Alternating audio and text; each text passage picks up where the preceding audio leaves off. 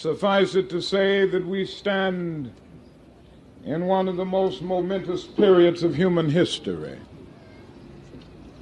And in these days of emotional tension, when the problems of the world are gigantic in extent and chaotic in detail, all men of goodwill must make the right decisions. And on Tuesday, 1 week from today, the people of this nation must decide whether they want America to remain true to the great words of the founding fathers. We hold these truths to be self-evident, that all men are created equal, that they are endowed by their Creator with certain inalienable rights, that among these are life, liberty, and the pursuit of happiness. We must decide whether those words will be firmly etched into the structure of our nation, or whether we will allow our nation to be relegated to a second-rate power in the world with no moral voice. We must decide next Tuesday whether America will take the high road of justice and peace and compassion for the poor and underprivileged, or whether this nation will tread the low road of man's inhumanity to man, of injustice, of short-sightedness. And each of us has a moral responsibility, if we are of voting age and if we are registered, to participate in that decision.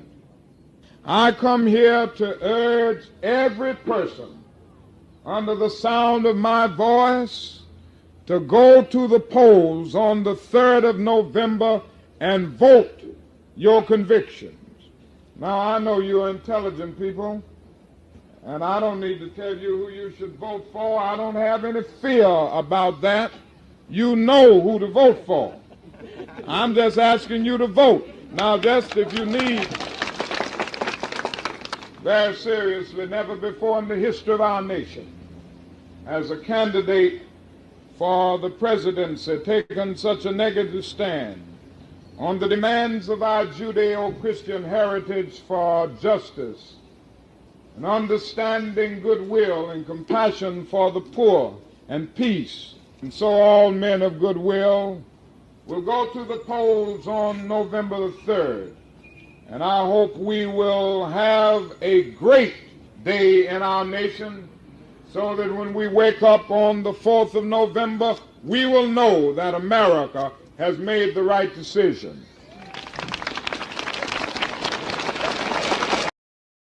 10-year-old boy, right? Me and this boy, this I said. Apparently, these are the boys that the Tinubu government arrested, that they were flying Russian flag. All these children where you see like this now, they go prison because they could not secure bail for them. They are going to the prison now. They could not secure bail for them. Now the question is this: what does this boy know about flag? This boy does not even have a basic education, let alone knowing that he flew a flag. So you are charging all these kids for treason. Me, I just came out of cell, and I was with them. That's the craziest part. This morning I was going to pee when I woke up. I was going to pee when I saw this boy. I was like, this boy is my children. So now we came to court. They could not grant their bail. They have adjourned the case. So where are they going to sleep? They are going to sleep beside the cell again. And already they've stayed for more than 90 days. Today is the 93rd day. 93 days for all the children seated everywhere. Today is the 93rd. This one boom. This one only. How much? Which food? This one only. See how this boy did. And all the way from Kano. Where they carry from? From Kano. Brought them from Kano to Abuja. Where's their parents? Their parents now go they cry. Nobody. See them. All these are kids. 10 years old. How old are you? And the best condition. 14 years. All of them are less than 17 years old. It's crazy. It's crazy and it's not fair. Come on. We brought to the court today, all of them are adults. Most of them are married men. None of them is a minor. Some of them are university graduates. The small kids you are seeing here, They came with some of their parents to come and greet their loved ones.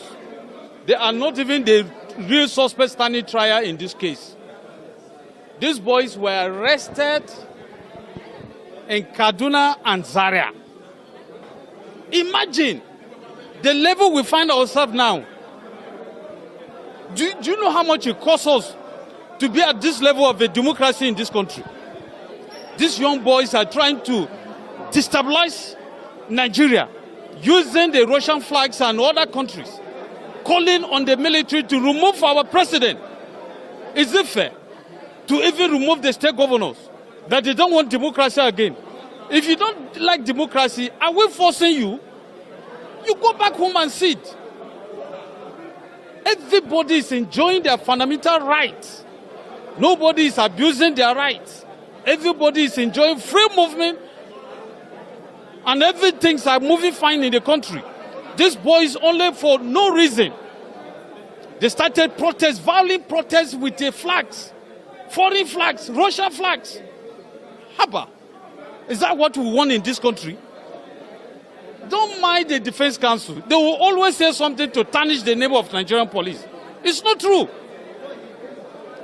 In my own case, we filed charge against 43 defendants, and all of them were produced to the court today. All of them are adults. Forget about what they are telling you, that they are small children, this and that. Ask the Defense Council, do they truly know the suspect they are defending? To her, nobody can fault her qualification to serve this country in any capacity. She's very intelligent, very, very charismatic, and very beautiful.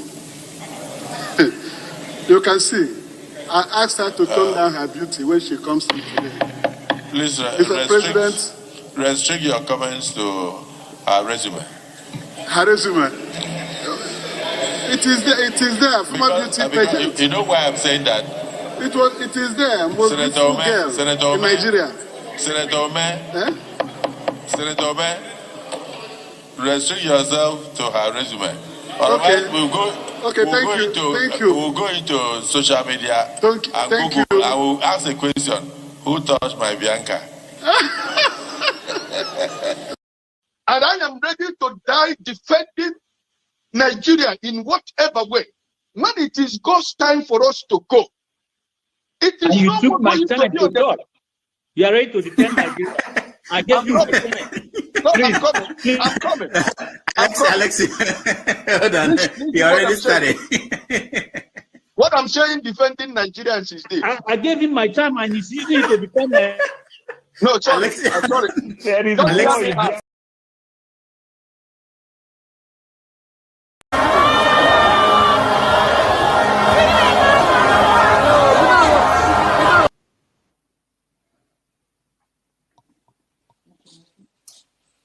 Some of this rally make my blood pressure go up.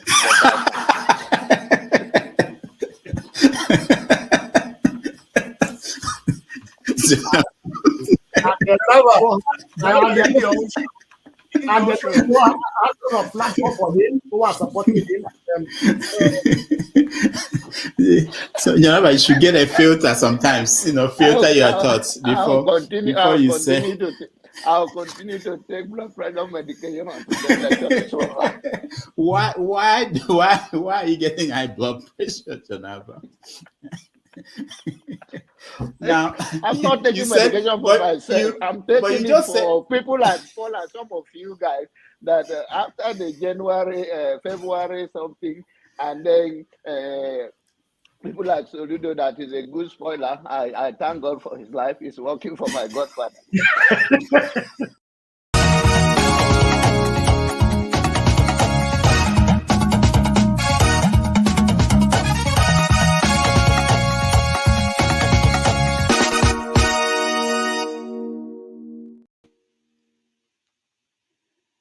All right. Hello, everyone. Welcome to another episode of Have Your Say 247. My name is Rudolph Okonkwo. It's Saturday, the November 3rd, 2024. 4. And we are getting ready here in America for the big day on Tuesday, November the 5th. The US will elect a new president. We know that you are interested, you're watching what's going on, and we're going to have a conversation around that. Hope you're having a good day wherever in the world you're joining us. Thank you for joining. We have several issues we want to discuss. One of them is a news story from the Minister for Finance in Nigeria saying that 25 million Nigerians are getting 25,000 naira every month as conditional cash transfer, which is interesting. We want to know if you're one of those people who are getting the money or you know anybody getting the money. We want to talk to you. They didn't give us details about who they are, where they're living, the breakdown, when they started getting the money, how much money they've given them, which is typical of Nigeria. We know that in the past, we had last December, they gave subsidy to transporters. Up to now, we don't know how much money was spent, which transporter got what. We are going to be questioning that and hope you can join us, join the conversation. We also have these malnourished kids that showed up in court in Abuja. They were charged with treason, that they wanted to overthrow the government of President Bola Tinubu. And you had lawyers defending the government, saying that those were not kids. The judge had to flee, according to some reports, because the kids started collapsing in court. So we're going to have a conversation around that. I want to know what you think and what should be done, because I think that is more damaging to Nigeria, that image, that video, than anything else people like Hush Puppy did to Nigeria. And sometimes we don't think that the people around the world are joining, they are seeing these things out of Nigeria.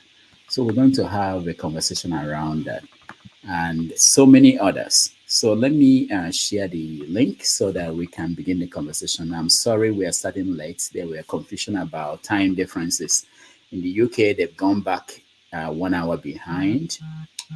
In Nigeria, time stays the same. In the US, we are going to do our own tomorrow.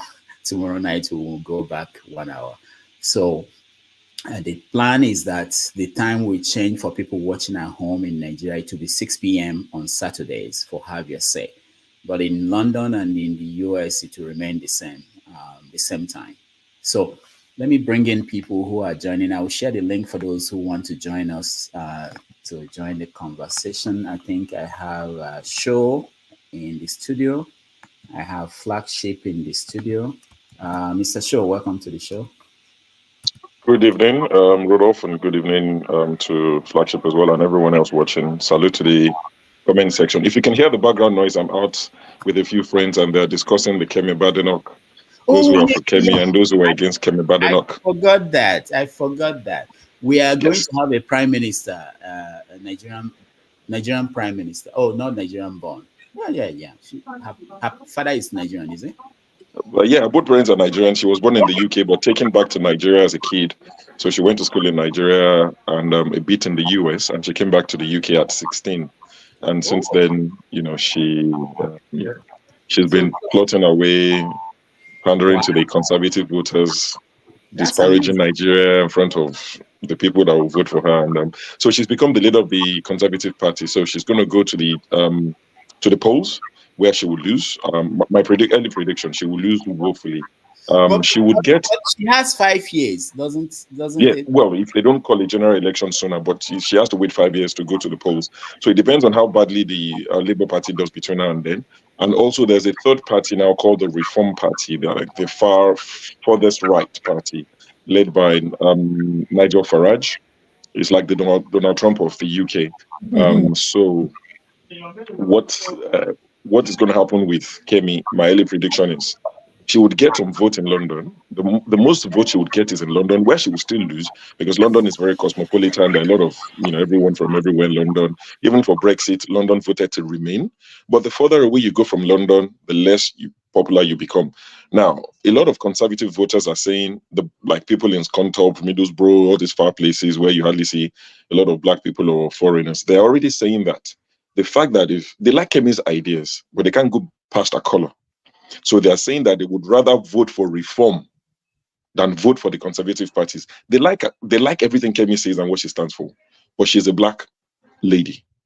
I don't think Britain is ready for that. So the further away from London, the less votes she would get. But I like what she's done in the sense that she's clinched this position. It's shattered the glass ceiling. It would give a lot of people belief that you can do anything.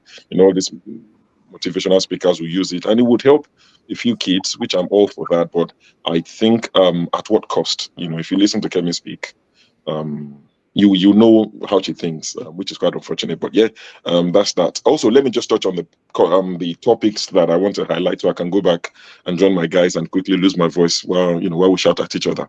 So the things I wanted to add quickly: Chidima, the Nigerian South African lady, South Africa. Apparently, they're working towards revoking her citizenship and her mom's citizenship in South Africa. Also, not South Africa as a country, but a group of people in South Africa have written to Miss Universe contest happening in Mexico that she should be disqualified. Now, remember, when she was going to contest as Miss South Africa, they kicked her out and she went back to Nigeria and contested in Nigeria. She will have won anyway, but she got a lot of sympathy votes. So she became Miss Nigeria or whatever. So she's now representing Nigeria in Mexico. But South Africans are writing to Miss Universe to disqualify her, despite the fact that she's no longer contesting as Miss South Africa. So that's one thing. Also, men beware. There are a lot of, this was in the news, there are a lot of fake condoms in Nigeria right now. NAFDAC have said there are a lot of fake condoms. Federal government are working hard to make sure that they get rid of all these fake condoms. But NAFDAC have warned all our active people to be careful, make sure you're buying the right condoms. I thought I'd mention that. Also, Bobrisky was going to escape to London 2 or 3 nights ago, but unfortunately for him, somebody took a picture. Governor Fayoshe's brother took a picture with him, her, and he posted it. And that's when the authorities were alerted, because he said, look at who's on the same flight with me to London. So it was a KLM flight from Lagos, Amsterdam, then to London. I think he wanted to land at London City Airport, smaller airport, and just disappear into London, but they had to drag him off the plane, so he's been arrested. Also, I'm not sure if this happened this week or last week. Shetima's plane, something hit Shetima's plane while he was in the US. It wasn't engine issue. It wasn't anything to do with the plane. It was a foreign object or known object hit the plane. But the Speaker of House of Assembly in Borno State, where Shetima is from, started making noise saying that they should buy a plane for Shetima because his life is in danger. They should buy one similar to Tinubu. And that's how they will start, and they would eventually buy it because Nigerians won't do anything. I think even if you buy a brand new plane, not a Tokombo like Tinubu's one, something can still hit a brand new plane. So I don't know how buying a brand new plane stops a foreign object from hitting it. Also, Ipman and Dangote, the back and forth. Dangote is saying that he has enough to supply Nigeria, to supply Ghana, that Ipman should buy and Nigeria should, ban everybody from importing. Those who are for Dangote are saying it's a good thing. Those who are against him will say it's the same thing it does with cement and sugar, monopolizing everything.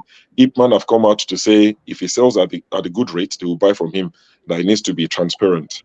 Also, they've approved 9 billion naira to renovate the presidential wing of Abuja Airport. So where the president lands and take off, they've approved 9 billion naira to renovate that wing of the Abuja Airport. And also, I would please encourage you to play that video to play it again at some point so that people can pay attention to something that happened there, where the counsel for the government was speaking, all these minors. I think the first maybe 10 seconds, look at the 2 lawyers behind him when he said they're adults. Just slow it down, let people pay attention to when he said they are all these kids are adults. I mean, you call them kids, then you say they're adults. Today. Pay attention to the 2 lawyers behind him. All of them are adults. Most of them are married men. None of them is a minor. So, you saw that those are people on the same side as himself, maybe some junior counsel. You saw their reaction when he said all of them are adults. So I thought it was worth, paying attention to that. And the last thing I would also say is that the the IG Egbetokun has come out to say the people fainting in court, all these kids, that it is planned so that they can draw sentiment from Nigerians that, you know, it's not real. They're not. Yeah, the IG has actually come at this in Punch newspaper. He said that, you know, this they're fainting is like drama. And I replied to that on Twitter and I said, well, they've learned from the best people. Ponde fainted. He's an adult. That can be contested. They are opening his mouth trying to, in fact, he pushed the guy and like, you want to hear my mouth? No be how we take plan now, no kill me. So Ponde fainted, Fayoshe fainted, Dino fainted, even Akpabio said he had arrhythmic disorder, his chest is not beating properly, he has pneumonia, he has all these diseases when it was time to face EFCC. So if these kids are playing to the gallery, then they've learned from the best people in Nigeria. But that's what I thought I would add. It's quite a lot, but I just thought, you know, I would bring all of those to the mix so you guys can have, a robust discussion. Thank you so much, Asho. I appreciate this. I'm now going to go and discuss Kemi Badenoch and lose my voice. Yeah, go, please. Thank you so much. All right, then take care, guys. Have a good show. Okay, thanks. Yeah. Before I go to flagship, let me mention that on the list of what I sent out was the story that 500,000 Nigerian students got student loans from this government. The government is saying they've spent 90 billion naira on students' loan. So if you're a student and you're watching us and you got a loan, please let us know. I initially thought that they budgeted 5 billion or 25 billion. Now they've spent over 90 billion. I don't know whether these things are appropriate. I don't know how they do things in Nigeria. You know, money is just spent and nobody approves anything. You know, it's amazing. All right, so let's come to you, Flagship. Welcome to the show. Thank you, Rudolph. Good afternoon to you and good afternoon to everyone and the listeners. So Rudolph, yeah, what we're doing now is just to look at if there are stories I missed. I didn't mention. Right. There's one I was going to mention. I think Shaw mentioned quite a few of the major stories. The Binance executive that was taken out of Nigeria after a 30-minute, before a 30-minute phone call and sent back to the US, I think is a major story that made the headlines and kind of went around Nigeria for a minute. That one is, and I think Shaw mentioned the rest. But I was going to say to you, you say you don't know how things work in Nigeria. There's a one word for it. It's called abracadabra. The more you look, the less you see. That's how it works in Nigeria. That's interesting because you can't tell the nation that you are budgeting 25 billion or 5 billion and all of a sudden you spent 90 billion and it's not over yet. It never adds up. And that 90 billion is just the beginning phase. By the time they tell you 1 million students have gotten it, you imagine how much they would say they've given to them. Yeah. And also, along the way, we are going to talk about Ikwechegh. I don't know if we discussed that last week, and the Bolt driver, not just about his apology and how he's being treated compared to other people who are in trouble in Nigeria. So let's go. Rudolph, can you put me backstage? I need to walk my dog. I'll come back later. All right. Let's go to On Politics over here. Good morning, everyone. Good afternoon. What's going on? What's going on? A lot of, okay. I follow the closing arguments of Kamala and Trump. So they're on their home straight to a 400-meter run. So I'm following their closing arguments and what to expect. Then at the same time, they follow Bola Tinubu's tax bill because I believe Bola Tinubu presidency or overall is a live dream is inch on that bill passing. And so far, I would say it's doing well because half of the country is not even aware what the implication of that tax bill will be if it eventually go through. I said that is because what is happening at the other side of the country, the southern Nigerian.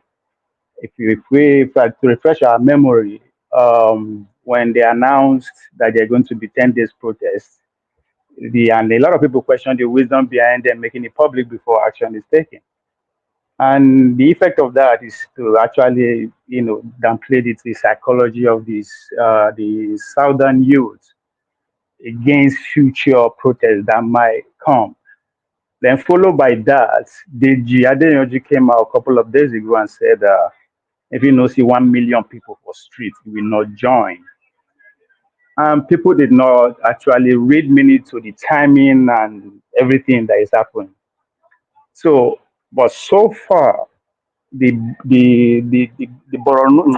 northern governors are not fully in. I say no, it's going to affect us. But as far as I'm concerned, there is very easy. Bola Tinubu can pacify them easily. They are all governors. In the second time, Dangote is still very much in the balance. He has not gotten it. So that can be. So if that bill eventually goes through, we are finished. That's exactly what happened in Kenya. The only difference is that the Kenyan young people are ahead of us. They are more conscious. So they get hold of that bill, they already understand it, and they interpret it to those ahead of them. And we saw the results. Bola Tinubu is still doing everything he can. He's expanding his cabinet, he's giving contracts, his own money is being shared, and all that kind of thing. All this is to get everybody numb and to see that be passed through. So I'm following that story and the closing argument. That's it. All right, thank you. Thank you so much. I've just been reminded of two other stories. There were 130 women in Sudan who committed suicide in one day because they were raped during during this crisis going on there, the war. So that's something that should be of concern to us, the situation in Sudan, and how the whole conflict is now getting the attention of the world. All right, we'll get to some of these stories. Let me come to you, man of prestige. And again, sorry, I started to Google coming out to say that Bola Tinubu save and so percentage of Okilang. That's to tell you that angle of the bargain has been set too. So they're not going to join this protest. That's what it means. All right. Right. Man of prestige. Yeah, good morning, good afternoon, everyone. It's nice to be on this panel again. You didn't mention something about the crisis going on in River State, the heading of allocation to River State, government. So I don't know if you have it, if you have different jurisdiction in Nigeria, because the way the law is being permuted in that country, I guess whomever is in power, they're going to cater for that, because there's a precedent to that. Remember what happened? The Supreme Court ruled during Obasanjo time, Lagos, when Obasanjo tried to repair that court. So don't they have to go by that precedent already exists? But in the Nigerian space, that's where we are. Most of what you enumerated here, I follow them, but I'm following more about what's happening in America, because that's where my interest lie, so much right now. So we're going to talk about the closing remark between a demagogue, Trump, most of his narratives about the doom of America, while Kamala Harris about the hope for the Americans. So we have a MAGA, I see Kennedy roll his eye, but that's fine, But what you do is about doom. But so we talk about that, when the time comes. Thank you. All right, thank you, Paul. Welcome. Yeah, thank you, and good morning. I think I have three things to touch real quick. I was reading something in Instagram, it just blew my mind. And there's a local government in Lagos called Ajeromi Felodu Local Government. That's the popular Ajegule. The new local government chairman there tried to change names of streets. Uzo Street, Ezeago Street, all these streets. And you know the funny part of it? The way Ajegule is designed, we have the area where the Calabar people, the Akwa Ibom, what we fondly call Calabar back in the days, domicile. We have where the Robos and the Soko people domicile. We have the Jaw area, Tinkarumo, Okorobo, domicile a lot. Then also have the Igbo people. Do you know this guy changed nearly all those names just on the Igbo side and leave other tribe? This is the height of stupidity. We Nigerians were so happy when our brother buy house in America. And the people who buy more house in America, most likely the same Yoruba and Igbo. Is it not another man's land you are buying those houses? You understand? An Ajegule boy is a mayor in one of the third largest city in Colorado, Colorado Springs. That boy school in Ajegule. The mayor of Colorado Springs is an Ajegule boy. This is funny. Is he from there? Was he born there? He was born in Nigeria, Lagos, but is a mayor in America. Every one of us will be happy. We'll take pride. Oh, Nigeria. In my city, an Igbo man is a mayor in one of the city. An Igbo man is a mayor in one of the city in Arizona here. So this just get me thinking. Even when things is coming down, the people who invest in properties, they're crying that they can't sell properties since this crisis happened the last election. You understand? They can't sell properties. Another person is coming to just do change of name for names that have been there for 50 years, 40 years, 60 years. Just want to change all those Igbo names to Yoruba names. This is the height of stupidity. Then as an aviator, when I hear the VP aircraft and everything, it makes me laugh. Two parts that you have in excess in every store. It is windshield. You don't windshield and landing gear. What we call landing gear is tire of an aircraft. You understand? You know the way the tire lands and therefore that thing it wears off easily. So you change it. This is the quick turnaround you do. Then windshield. These are the two things. You understand? Two things that can easily ground aircraft. Windshield. You understand? Then maybe bird flu. And never that in bird flu go to the engine because the engine sucks and blasts. Then you tell me that the windshield of an aircraft got, you understand, maybe weather, just cold.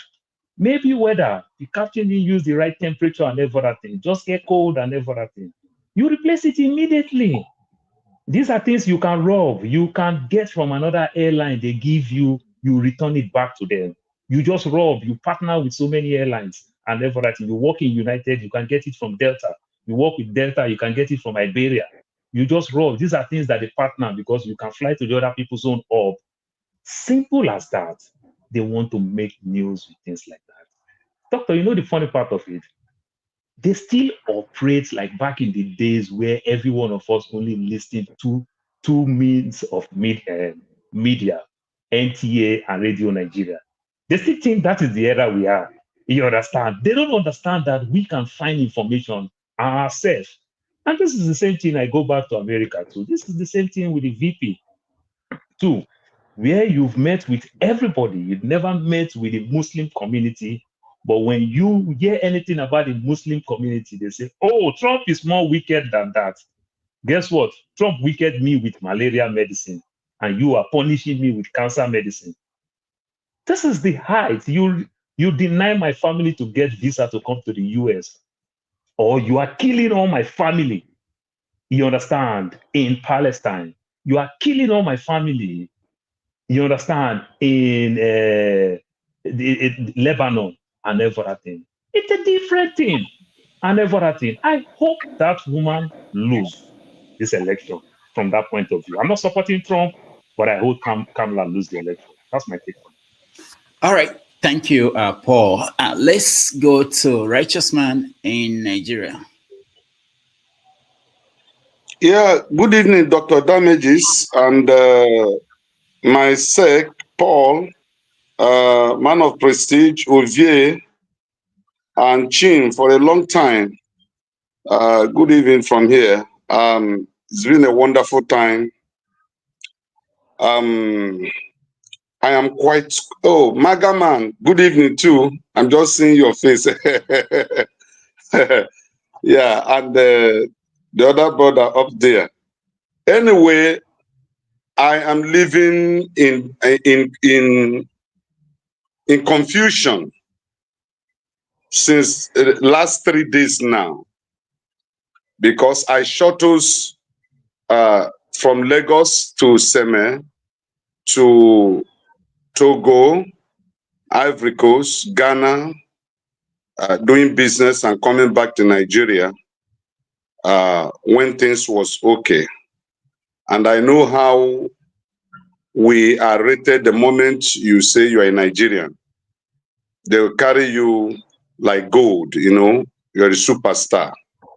So during the week, the greatest shock I have had in the recent time was that 4 Nigerians, carefully listen, were detained in Benin Republic for illegally entering Benin. I read it, I say, from Sahara Reporters, I say, come on, is it a dream that Benin Republic will detain Nigerians that they illegally entered Benin? In fact, I have not heard the worst news than that. Benin that is surviving today as a result of Nigerians. 85% or 90% of Benin economy depends on Nigeria economy. And these guys walked into Nigeria, into Lagos here freely and do this artisan work. They're the one that you can use and do painting for your house, POP, cast your casting and setting of block and plastering. They are fantastic, laying of your marble and the rest of it, and parapet. They don't have documents and nobody harassed them. Then Nigerians entered Benin. You detain them that they entered illegally. That means this country is finished. The value and the image of Nigeria is gone. That we are now a ridicule among the Committee of Nations. And our political leaders are not seeing this. That Benin can detain Nigerians. Just like you guys that are there, you pride to say you're an American. I see how a man of prestige will refer to Nigeria, that country, as if he never came from. He said that country. But when he wants to talk about America, he talks with prestige and honor, that kind of thing. And I mean, it's amazing that Benin can detain us now. This is not a small joke. Then secondly, the bringing to these minors to the court, it has raised a big concern. Falana has written, Frank Etete of Arise News, he has spoken, many legal luminaries have spoken about how these minors, some under 12, 13, 14, was brought to court, charged for felony, overthrowing the government. It's a pity. I think it's another surprise news. And the taxation that is coming up, that this man is proposing, that the North is, the Northern governors have opposed it. This evening, Tinubu insisted that it must go on. And the North have threatened that if he continue, 2027 is at hand, waiting. So there are issues that we need to really look into. And that Ikwechegh of a guy, don't worry, we are going to teach him a lesson. Just don't worry. He is from the east, he's not from the southwest or the north. We don't worship any political leader. We will teach him a lesson he will not forget. Thank you. All right. Thank you so much. Just to let people know, we'll be live on Tuesday to cover the US election. We're planning to go 24 hours. So, Kenny, I'm coming to you. You should join us for the coverage. Back to Dr. Damages. Good day, everyone. And a special thanks to Ebie. Ebie, we miss you. How is Canada? Your face is very rare these days. And Mr. Paul, I greet you specially for aligning with the right side. You see, it's good for us to like sometimes sit back and examine things. That is just too big. No, your prayer alone has reached the heavens. She will fail. Righteous man, thank you. You are talking about Benin Republic, as if they are nobody. See, let me tell you, those politicians that you are now crying for to come and help you bring justice. See, they are using the Benin Republic workers to build their houses. Matter of fact, if you want to get better services for your building, employ them. So they are giving you, you need them more than they need you actually. yes, Benin Republic will man their country because your government has decided to ruin its country, and opening their doors for you to come and ruin theirs is something they will not accept. So I support them on that. Now, there is something we are missing in today's agenda.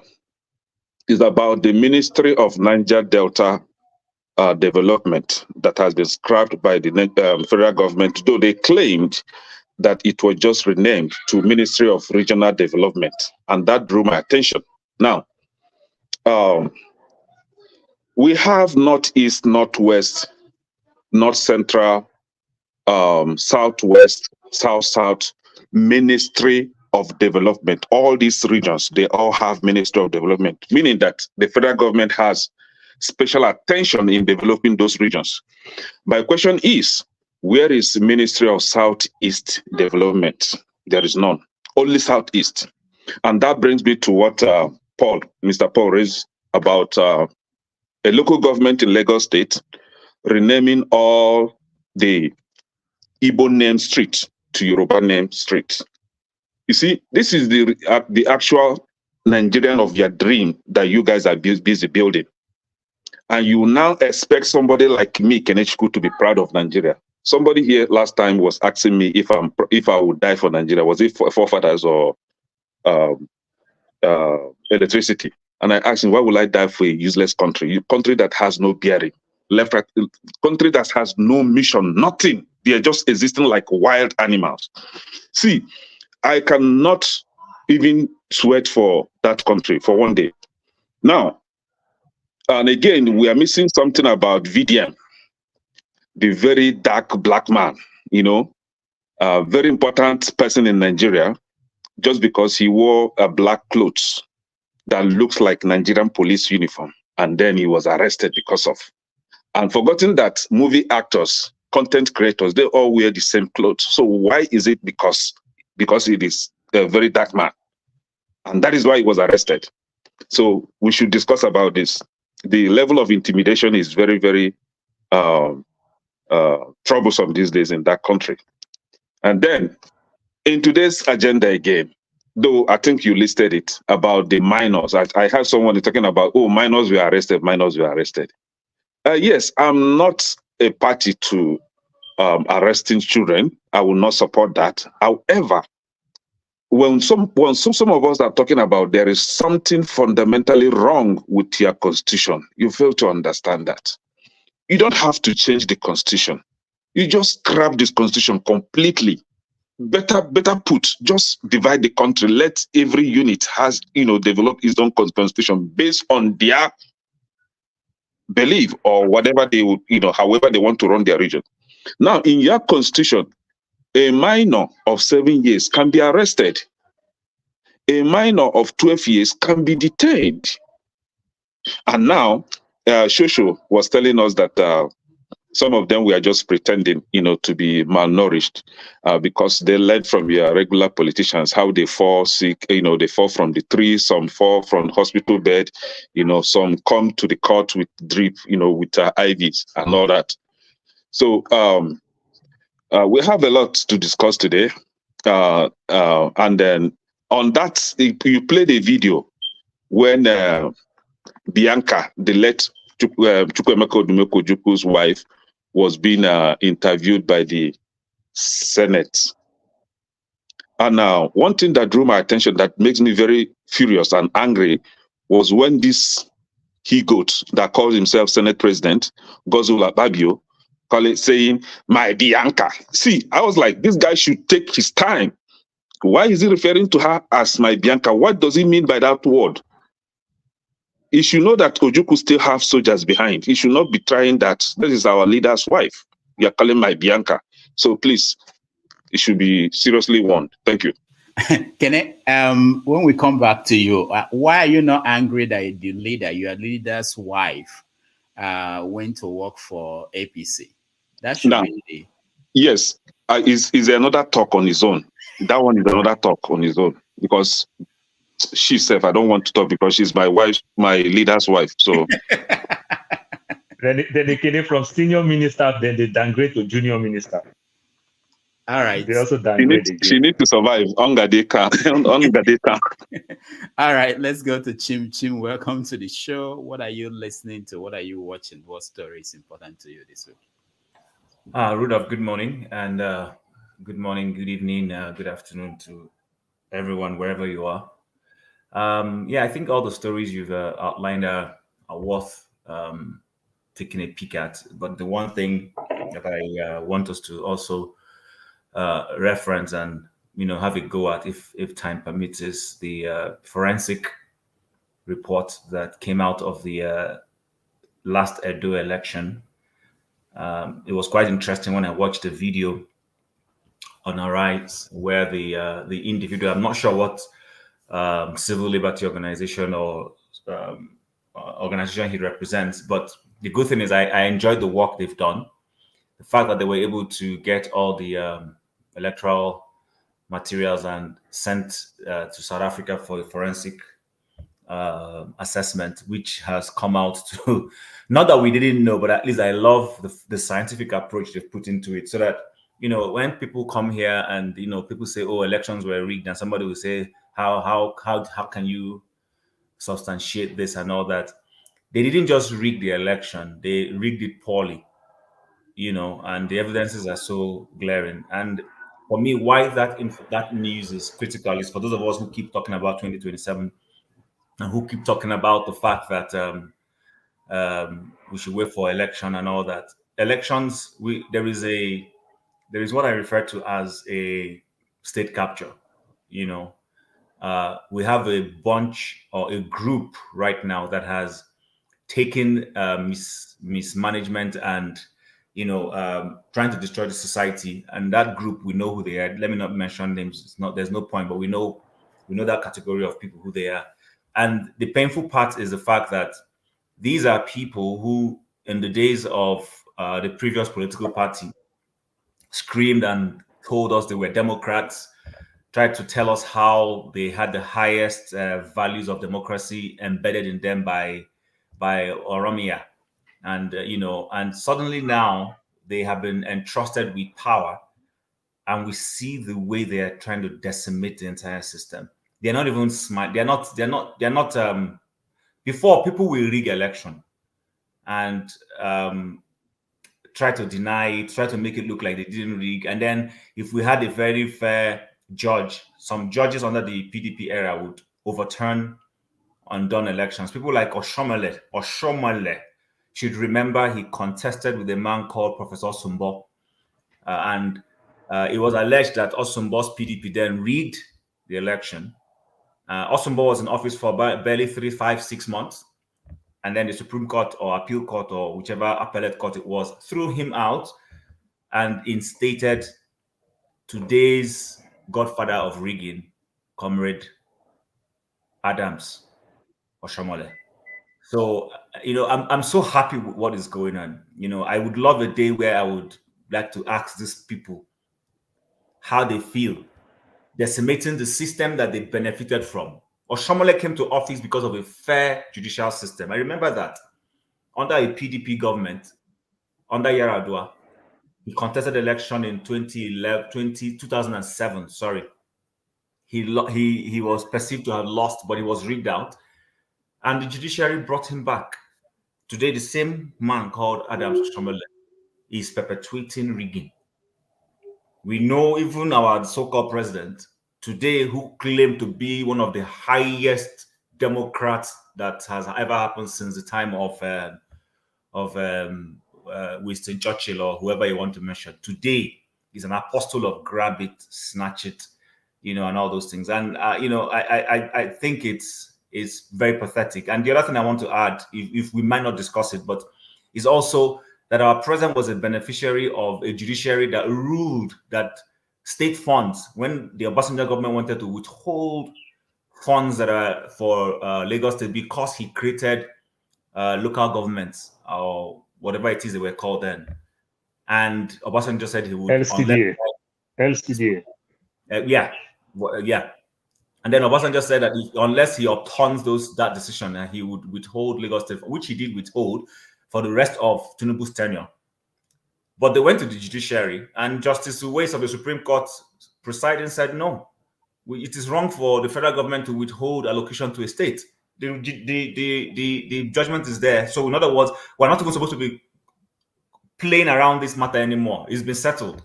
But today, the government, under the same beneficiary of that judgment, has his madam as a Supreme Court this thing, although it hasn't come to her anyway, so let me not indict her in that matter. But a court under his leadership has ruled that the River State allocations be withheld. So I just wanted to bring some of those things up because those are the things that are eating up our society. Every day we keep wondering why Nigeria is chipping away in values.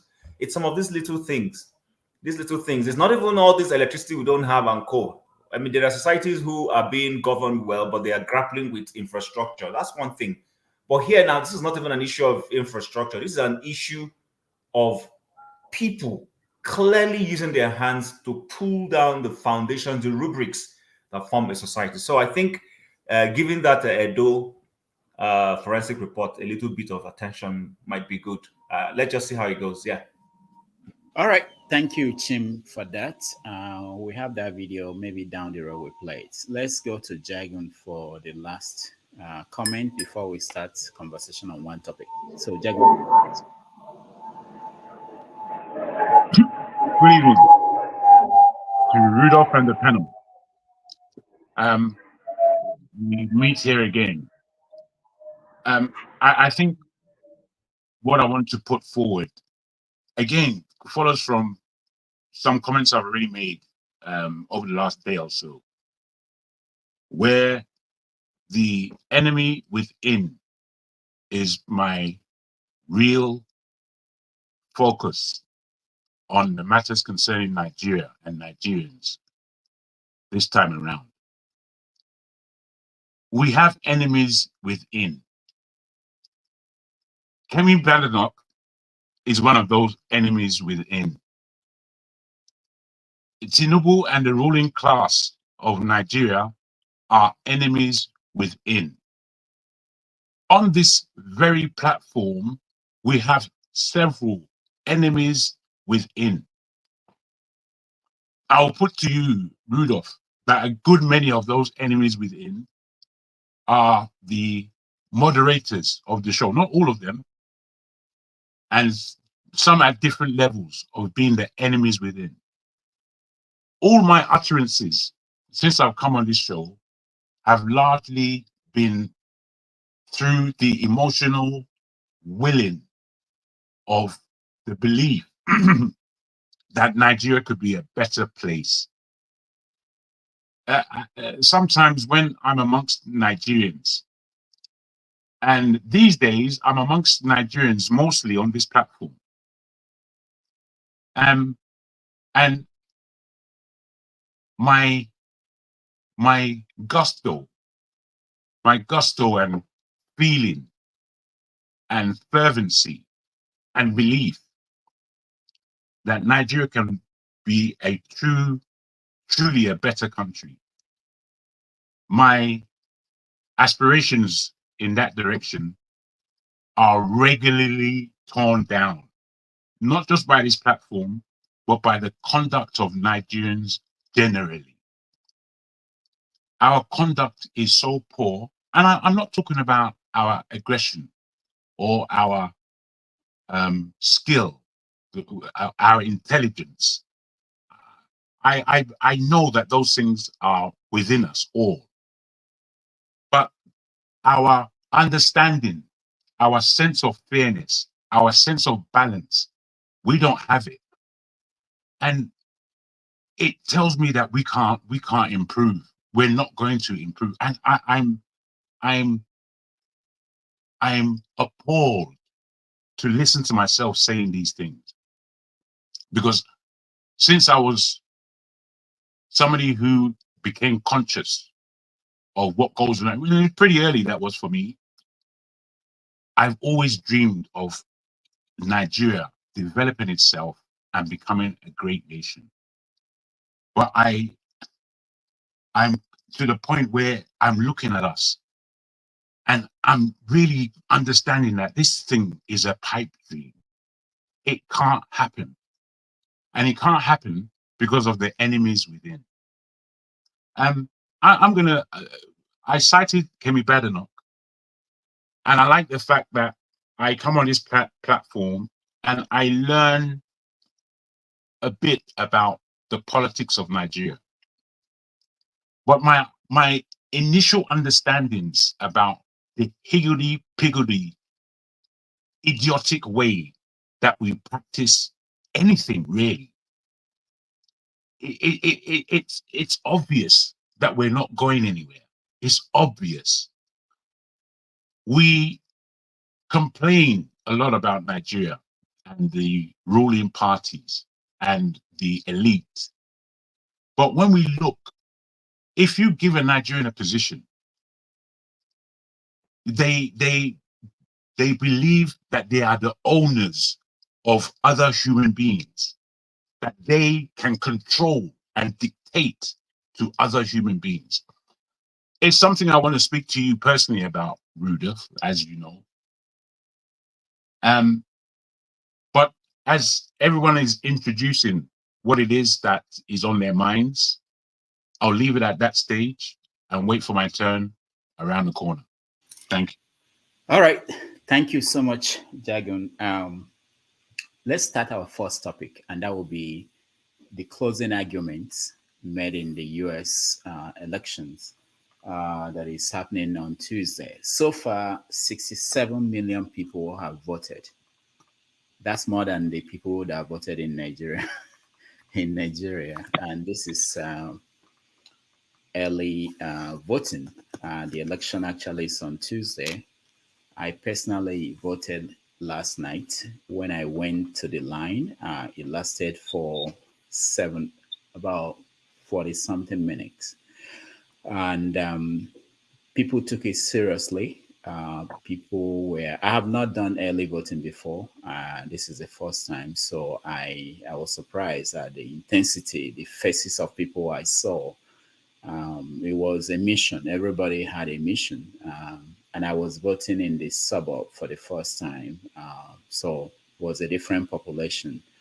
I don't know what to make of it, but I think the sense I got was that this is a serious thing for most people, a lot of people. So let's talk about the closing arguments of the candidates and your predictions. I want to point out something that Trump said that was very significant yesterday, I think, or day before yesterday. He was addressing women, and he told them that they will be that he will protect them, whether they like it or not. And last night I couldn't sleep after I voted. I wrote an article that will come out tomorrow, and the title is "Trump Must Win, Whether He Likes It or Not." So let me come to you, Flagship. What do you is your take on the closing arguments of the candidates, and who do you predict will win and why? Well, Rudolph, thank you once again. You know, America, surprisingly, this election cycle, are very, very serious about what is going on. They have looked deeply, and this is one time in a few elections that I've observed in this country that I see that Americans decide to be very involved and are intentional, many of which speak of matters that affect them directly. And the two main areas that I heard people talk about, again, when I went to vote during this early voting period, was the world, the global stage, and third world war that's in the corners, looming. And then secondly, the strength of America as it is, the economy, security, and all of that. And I could see the frustration in the eyes of people at how the government, this President Joe Biden Harris administration, has sort of, in their words, played them and are not paying attention to matters that really concern them. and they are kind of frustrated.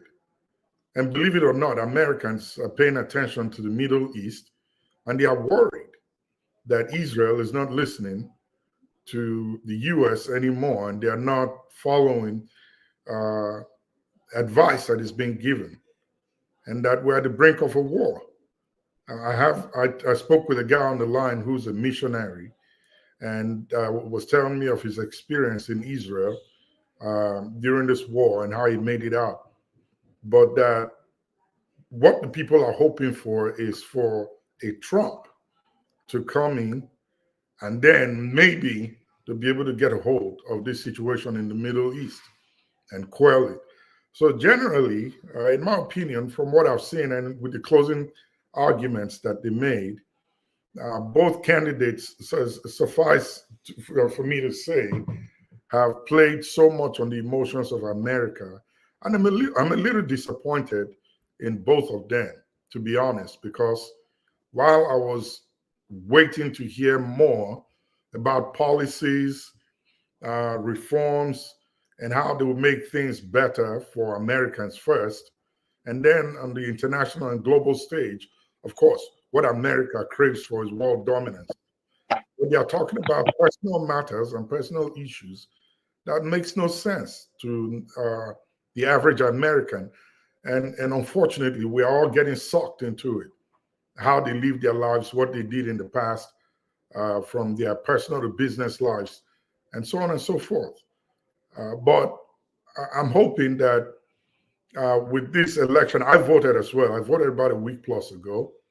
And I'm hoping, seriously looking forward to a Trump win.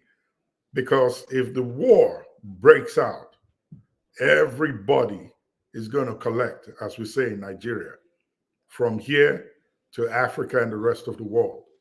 And also with the ongoing situation in the US, but by virtue of my job, I'm always in a Uber ride or Lyft ride somewhere around the country. And there's a very surprising trend that I've seen. The majority of the Uber drivers that I see are from South America. And my conversation with them has always been, when did you get here and how did you get to settle? And a lot of them came in 6, 7, 8 months, a year ago, and they are settled. The government is paying for almost everything for them. In the hospitals, they have insurance, but the average American doesn't. And these are things that concern Americans. And they're also given stipends from the government to purchase homes and settle down. So all of these things concern the average American people, that they are really at this point not caring about who Trump was and how he lived his life in the past, if he groped a woman or not, if he did tax evasion or anything of that nature. They just want a better life for themselves moving forward. And also that we avoid a situation where if we get into a third world war, it might be the exit of America's grip on the globe in reference to world dominance. So I'm hoping Trump wins. Thank you. Ovie, the same question about closing arguments and your prediction. Well, I think it's at this point it's clear that it's between the politics of joy, right? The team joy, which Kamala represents, and the unity ticket that Trump is presenting. I mean, this is the third time Trump is running, right? The first time I was in Dickinson, North Dakota. Because of what I was doing at that time, running track for my school, North Dakota, South Dakota, Minnesota, down to Virginia, every other place I cover. And I can tell you the enthusiasm that was there in 2016 also prevailed in 2020. But this time around, it's even more. The difference between 2020 and 2016 was the Democrats were in control of pretty much some of the most important institutions. Talking about they were controlling 92% of the media, both print, however you want to be up to social media. So 2020, they were in control all the boardrooms across the country. They were in charge of schools. They control pretty much everything. So that I did not see coming in 2020. So even when I prayed that Trump was going to win, he eventually lost because of all those institutions. But the difference today is that, yes, the Democrats are still in charge of media, pretty much. 9 out of 10 journalists on the streets are Democrats. But there's a little bit of changes. Elon Musk coming in and taking over Twitter. It's a big shift for them. They never expect. I don't think they see that coming. But most importantly, I don't think as an American today, they know they see joy. Not obviously they won't feel it. The fact I don't know why Democrats decide to go that way, knowing that things are actually bad. Forget what the media that people are saying. If you go around the country the way I go, I live on the streets. Nobody they see joy. No, talk about saying want actually experience them. But before now, I thought the Democrats actually know what they are doing in terms of the democratic machine. But what happened in the last couple of months with RFK Jr. teaming up with Donald Trump, Tulsi Gabbard, leaving Democrat coming to Donald Trump. You see Elon Musk. Everything is at stake for him. You can see how this administration treated him. So everything is at stake. So you see him coming out, the Bill Hackman of our world. So that's why I call it unity ticket. So I don't see how that ticket will lose. And it's not about November 4th, but January 6th, where Congress certified Donald Trump as president. If that happened, not forget, they hold him against what happened January 6th. And it's a part of the Constitution that actually says once you commit insurrection against the state, against the country, you cannot occupy a federal position. Will they evoke that section of the Constitution and go with it? And if that is the case, what is going to happen? Knowing that a couple of days ago, the state, for the first time in American history, they have passed a law that actually the states can lynch. Let me rephrase it. Can actually go ahead and kill American citizens, American soil. Why is that happening? So there is more to just their personality that they are actually giving us.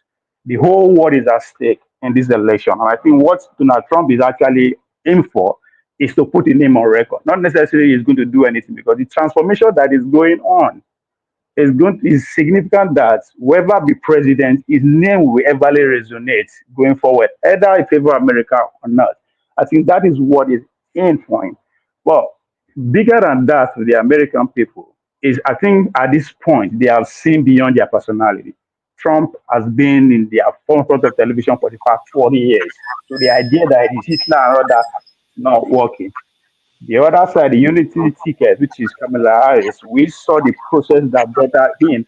And again, one thing to point out, it's clear today that Biden is not actually with Kamala Harris. I said that to say, for the two utterances that were made recently, I remember the day I entered Florida, or just a few hours after the hurricane, when Kamala Harris was complaining that Don Santos, governor of Florida, is not responding well to him. Immediately, Biden came out and said, no, that the governor has been excellent. So it contradicted our own conclusion. Again, closing the argument, when after the big speech of Kamala Harris at where Trump made a general first speech in Washington, D.C., which is supposed to be the dominant of the old news pretty much this week. But guess what?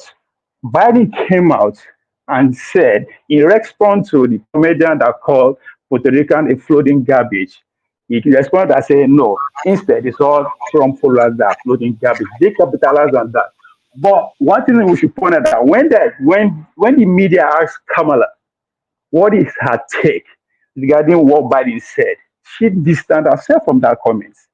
So there's a fragment within the Democrats' house already that I believe is going to work heavily against Kamala. That's why I say Trump will win, but I don't know if they will allow him to be president.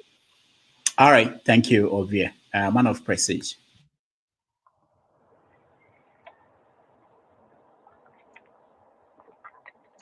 Because again, people are scared to say, I will vote for Trump. Man of For prestige, fear of you meet victimization. yourself. For the fear of victimization, people are scared to say, I Thank will you. vote for Trump or I voted for Trump. No, we are not scared. I actually voted for Trump. you now, We are very Jaguda. Your case are special. All right, man of Oh, prestige now. okay, Man of okay. prestige.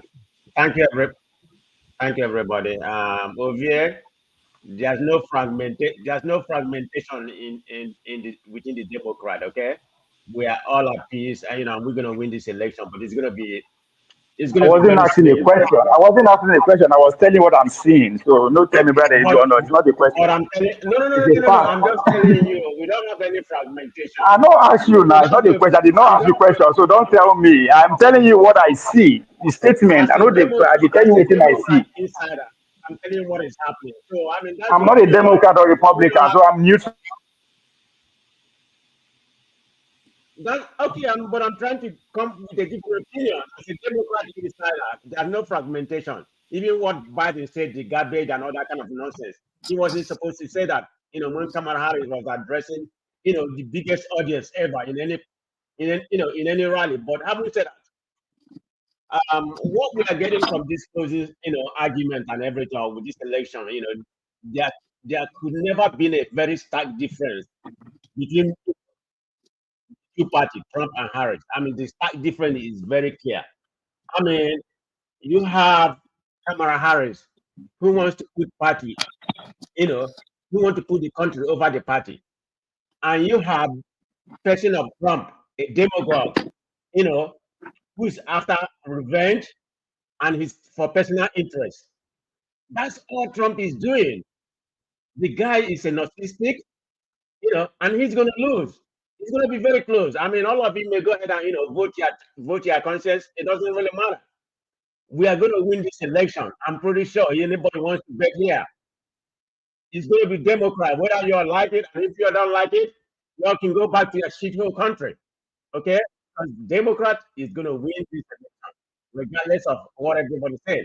And the world will be in a better place. So, I mean, Trump, calling for Ricans, the floating island garbage and that kind of nonsense. About 9 barrels of gun, try to shoot, your opponent, Lieutenant. We're talking about firing squad. That's what that 9 barrel of gun means. Regardless of you disagree with a political view or whatever, that's okay. But you don't have to make such a statement. And this is the persons people in this country want to bring it more. What's wrong with personality? Are you just after what maybe some of you think that Trump is going to be better for the economy? Okay, let's assume. And there's no evidence to prove that he's going to be better for the economy. Okay, go and look at it. Go and look at his economic platform right now. Most of the experts are saying it's not. It's going to be worse for the country than what Kamala Harris is proposing. But everything is kind of a prediction. But a lot of people, that are supporting Trump, that get to show you. If you show me who for the first time, believe in them. Because what's going to happen, particularly the men, they want to say everything Trump is saying. But because of the way this country is structured, women has power, men has power. They're not going to say it. A lot of you are so masculine, toxicity. That's what it is. You don't see women. I was having a conversation with a friend of mine who is voting, who is voting for Trump. The rational reason that he gave me, this man is about 50 years old, well educated. He said, the reason why I'm voting for Trump is that I've never seen a woman rule this country in my 50 years. Let that make sense. That means women don't have. Then I asked him, do you think men are smarter than women? He said, no, but I've never seen a woman rule this country. So I don't see how Kamala Harris can rule this country. And that get to show, how men think. But look at what's going on in the early election or whatever. Look at the discrepancy between the men and women. Women is the one that win the vote. I mean, men don't go out and vote. Men can talk what they want. They don't go out and vote. It's just the gender gap. So, how many more days before the election? 3 more days. So when we come here on the 6th, depending on the close election, but what I'm thinking, it's not like going to be Biden very close, or one person, Trump or Kamala Harris, will win all the 7, or 3 or 4 of the 7, swing states. It may not be close, because what the forecasters are doing right now, they are trying to be very careful. That's why they're trying to make it like it's very close to each other. In case they make a mistake, they say, okay, you see, we tell you that it's 1 point or 2 points, but in my own opinion, this is strictly my own opinion, I don't think it's going to be that close. Thank you. All right, man of Prestige, thank you. Paul. Yeah, Doctor, Trump is making an impact in the sense that he's just making an impact in terms of history. So the way we call Democrats the party of Lincoln, then at the time he moved forward to this present day, the party of Reagan. Right now, after now, it's going to be the party of Trump. So we'll give that to Trump. It may not be a good thing, but we'll give it to Trump. But Democrats, they really want to lose this election. Like as Republican, like Trump really want to lose the election. But Democrats really, really love to lose the election. So the home of black in the US, we know all the states. Funny enough, places like Atlanta, Georgia, is a red state, so they can't do that. When they were bringing all these immigrants from South America, when they were bringing them to New York, put them in choice location, black people were complaining. American veterans, soldiers, people were complaining. Did they do anything? No, because they don't listen. They believe we own you. At the end of the day, we're going to threaten you with Trump so that you vote for us. That's not how to play politics. Even though if you're winning, you still want to win more. You understand? But they see it like soccer, where they say winning team don't change strategy. Not in politics. In politics, you want to win more. They do that in Chicago. This is another black state. Black people were complaining. You were bringing brown people in black cities. You didn't take them to New York, to white community. You didn't take them to New York, to brown community. You take brown people to black community. That is wrong. You do the same thing in Chicago. You do the same thing in Colorado. People were complaining. You were bringing brown people. And this problem is what is bringing gangs in California. For hundreds of years, all black communities that they do this kind of gentrification with brown people because they feel brown people is cheap. They'll get cheap labor from brown people. You didn't take them to no white community, to no brown community. Neither you take them to black community. Now you are losing. People fail to understand that. In Democrats' strongest voting base is black woman. Democrats' second strongest voting base is black men. You punish black men, you didn't give them anything. You give Kamala Harris, you give Supreme Court judge, you give everything. Women. They've been whining, and you are making it much, much pronounced. I think you want to lose. Now we'll go to election again. Swing state. Look at what happened in Sudan. 134 women. People fail to understand that there is a city called Tucson. My good brother, Flagship, knows Tucson. Tucson is the border to Mexico. By default, brown people don't want to stay there because of how they profile them. So they suffer a lot of brown people. You know what they did? They bring over 5,000 Sudanese. When you go to Tucson, you see a lot of those dark Sudanese everywhere there. Guess what? What is going on? America don't care at all. Those people, this is Arizona, this is a swing state. Remember, you're going to lose that. They are Muslims, and what is going on in their country, you see what you are doing. They even want to hold meeting with Kamala. No. At the convention, no. Look at Michigan, the home of the Iraqis. You understand, the Palestinians and the likes. They beg, they want to hold meeting. They even come there, you walk them out. You hold meeting with all type of group, Latino group, this group. She hold meeting with any of these Arab people. The answer is no, you want to lose. You want to lose. Or you think you just want to threaten them. Oh, Trump. Trump can punish them with malaria. You are punishing them with their life, with their family life. Doctor, some of us couldn't buy house here or couldn't buy our second home because of all this money we sent to Africa. If our country is doing very well here, we will send money to Africa and we can keep those money to buy our second home or our first home. So people don't understand all those things. You understand? We want our home to be better. And you keep punishing them and the likes. What do you think will happen? Look at the Kenyans community, the community Kenya. People don't understand that we have a lot of Kenya here because there was a time where Kenyans too also have gun problem. When Kenya were doing that, their economic thing, when the Ruto is doing this nonsense and everything, there is 7 congressmen in the parliament forcing Ruto to pass that bill.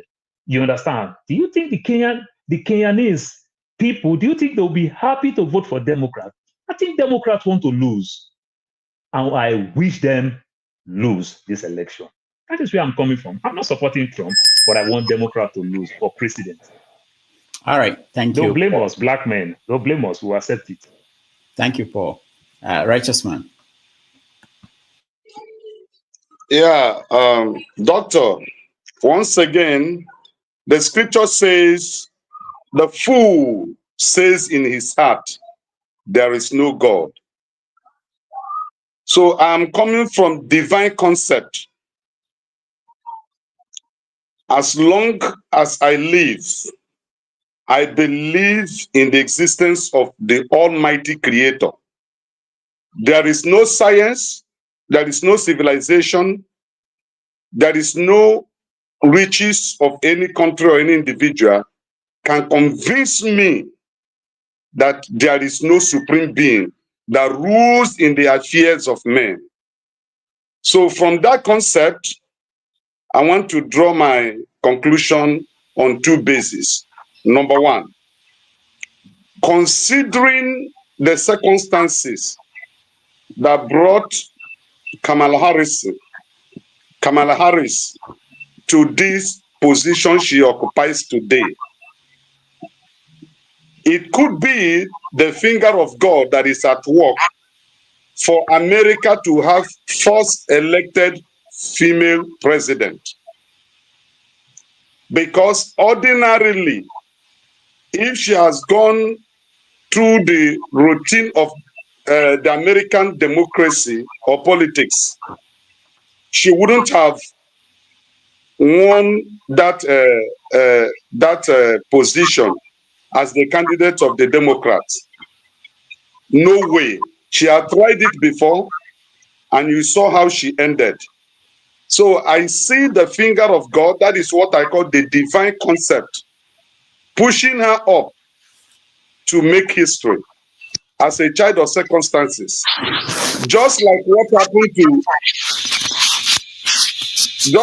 happened to Jonathan. Jonathan, how he was pushed by the finger of God from local government chairman to deputy governor, to a governor, to a vice president, to a president, and a president again, without sweat. These things does not happen ordinarily. The hand of the Almighty must be behind that person. So that could play a part in the emergence of Kamala Harris as the president of America. That's 1. Number 2, as regard to Trump, you could still also see that finger of God or that divine concept surrounding Trump. Why do I say so? Trump had never been a politician. He has never contested for any political office. The first time he did it was 2016. And he contested against a globalist, a renowned politician, both as individual and as a family. And the least expected, nobody anywhere in the world expected Trump to win Hillary Clinton. All of a sudden, he won 2016.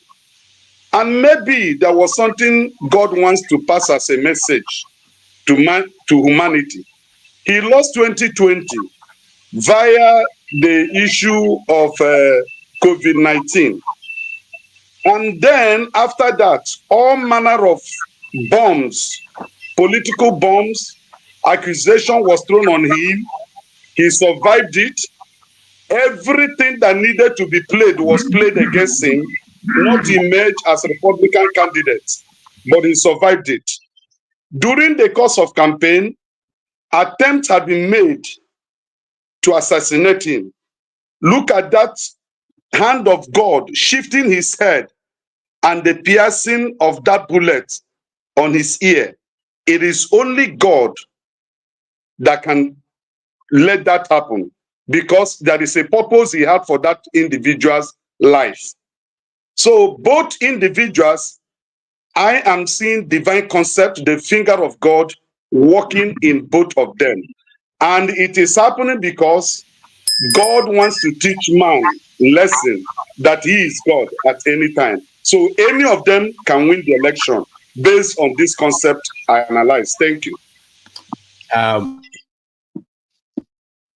Man, I wanted to say, why is it that God will not, you just position God, but that's a different conversation. You position God Righteous man, where he will not lose. righteous man on the flip side. Where God Jonathan will was not never a lose. local government chairman. He was never a local government chairman. Okay, righteous man, why do you think this is how you put God where he will not lose? Whoever wins now is God that planned it. Why can't you, if you figured it out? It's quite terrible talk. Terrible talk. Basically, you said nothing.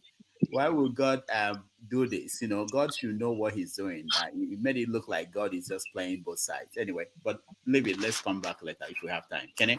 I can answer that question. Do you want me to answer it? No. Don't answer. Thank you. So I intentionally always try to stay away from involving God in everything, because God has given us the power to choose the leaders. Because God has given us the power to choose the leaders that we want for ourselves. And that is why we encourage everyone to come out and vote. But you see, somebody was talking about, I think, Dr. Damages, he asked for the outcome of the closing rallies. I don't think the outcome of the closing rally matters more than the manifestos, what these candidates have for the country. But here we go, we see a candidate that even the president of the same party is against her. The president, we all know that coup d'etat was, organized against him. And because of that, he's still furious. He's making sure that he spoiled her campaign. When, what they call it, a comedian made a nasty statement against New Mexicans, not Trump. Trump did not make that comment. It was a comedian that made the comment 8 hours before Trump's arrival. But you see, typical of liberals, they turn it to be Trump's statement. Trump never made that statement. But where we have a Democrat president in the person of Biden calling Trump's supporters garbage. I don't know how garbage looks like in human body, but I think that was the day I went and I went and voted for my candidate, right? We have man of prestige telling us that Kamala Harris hosted the biggest rally. I don't know where man of prestige live. Are you in this country? Because we know that there is a place called Madison Square in New York where Trump had his rally, and that provoked a lot of Republicans, that actually Democrats. Because of that rally, they were all furious. They were out of their homes campaigning. The likes of Michelle Obama telling our women, our black women, not to respect us anymore. You just imagine a man of prestige telling your wife never to respect you again, that if you stand for Trump, she should stand for Kamala Harris, right? What is she trying to push? Division among black couples, dividing black homes, just their usual way of destroying our black communities. So people like me, I already know that women are emotional beings. They respond emotionally to whatever that comes their way. And if you want to push that narrative of, men hate women, men, because of their masculinity, they don't want, yes, let's debate that actually. I've never talked about this, but if you want us to go on that lane, let's put it this way. I, for one, I want a woman to be a leader. in a company where I work. I can support a woman to share organizations. But when it comes to presidency, I'm not ready for that. I'm not ready to vote for a woman. Simple and short, because she's an emotional being. We had a flagship here was talking about the possibility of having a third world war.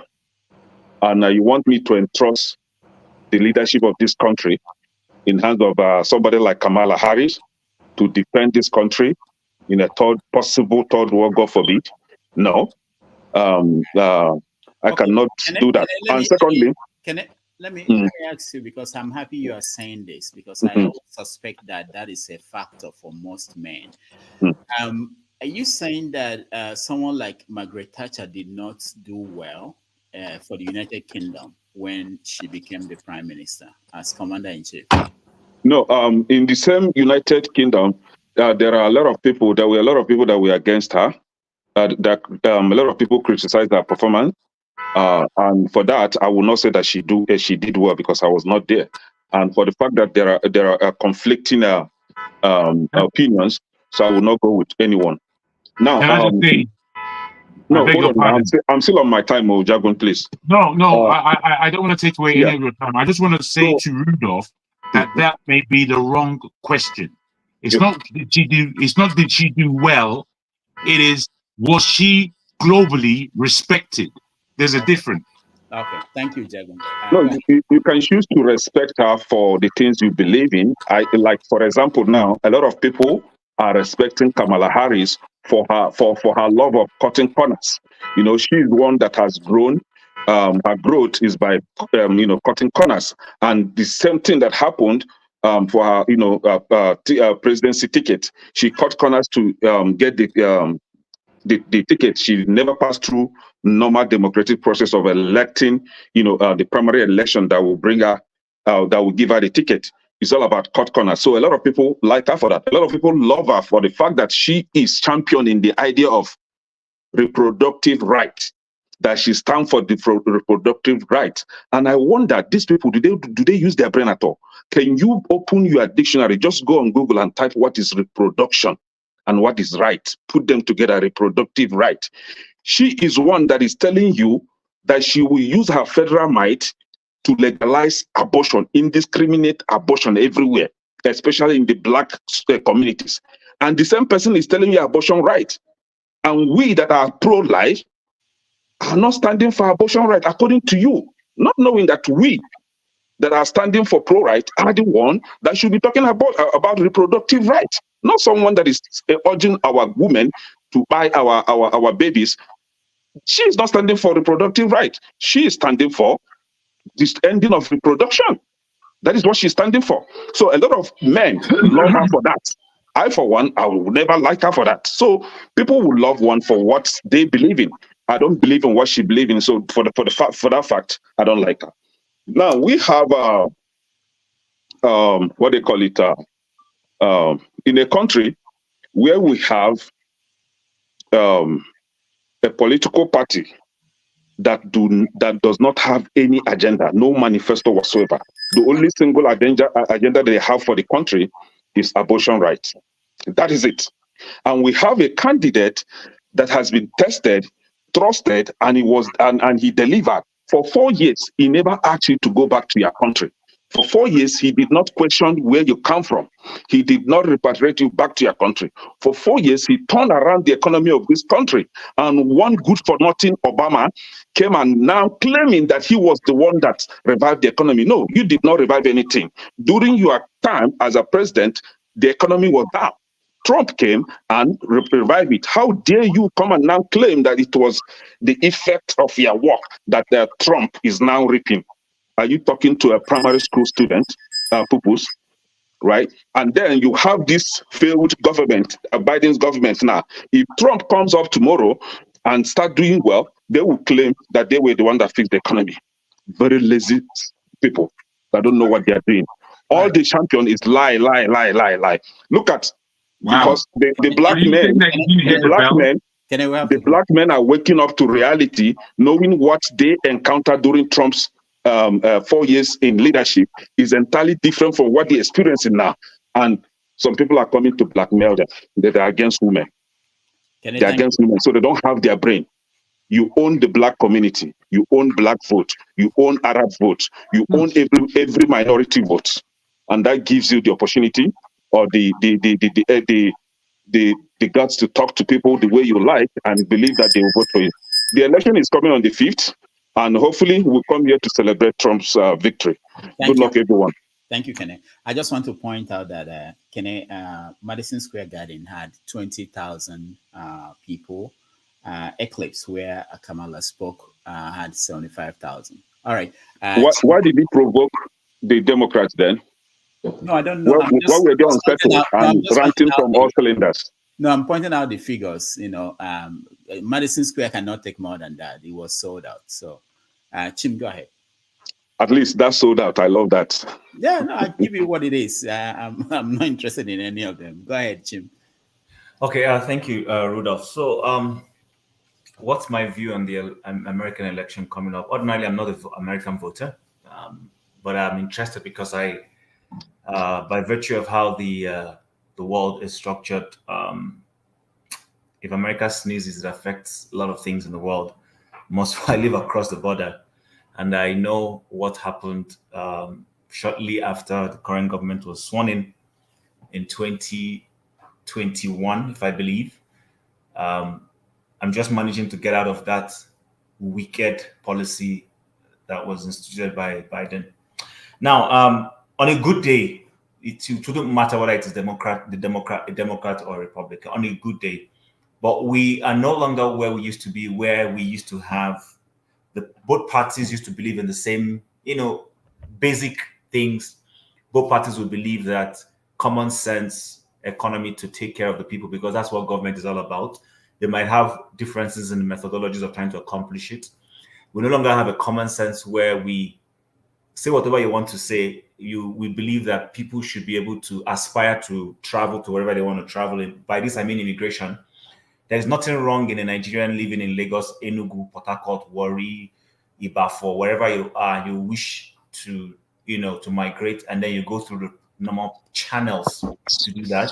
There used to be a time where Democrats believe that, yes, let's welcome, we're a country of immigrants. And that's what America is. Let's welcome immigrants, but there'd be a process that is decent, that doesn't put pressure on the system. But today we don't have that anymore. We have a system where people pander. A system, in fact, I'm happy. Has Paul left? You see, if I had said this, somebody would say I am parading conspiracy theory. But I was so happy that somebody who lives in the US came out openly to say it.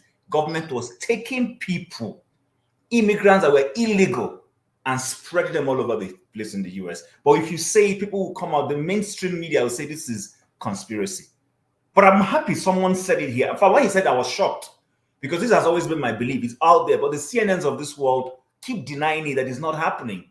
And then you see, listen, guys, coming from the angle of immigration, because that's one of the things I've constantly seen with we blacks and narrowing down to we Nigerians. We're always angry that the American system is trying to protect its system, try to have a common sense entry process. We're always angry. It's as if we want them to throw open their borders so that everybody will flush in.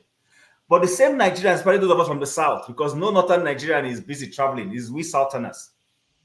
We are the ones who will say our government has a porous border up north, that we are allowing Fulani herdsmen, in quote, and I'm not demonizing any group now, to float into that place and come and kill us. A lot of us say it, and we want our government to tighten our border. But we frown when somebody says it's going to tighten the border of America. And I keep wondering, in which world have you seen anyone open his border unintelligently with irresponsibility to everybody floating in? It doesn't happen anywhere. You put pressure on the system. And like Flagship rightly said, I pay taxes. In fact, here in Canada, I pay taxes. I don't believe in government giving me anything. I don't want them to give me anything. I want to be able to do a decent job, earn my income, and be able to plan my resources. That's what any reasonable human being wants to do. No rational, hardworking person is waiting for handouts. No reasonable person does that.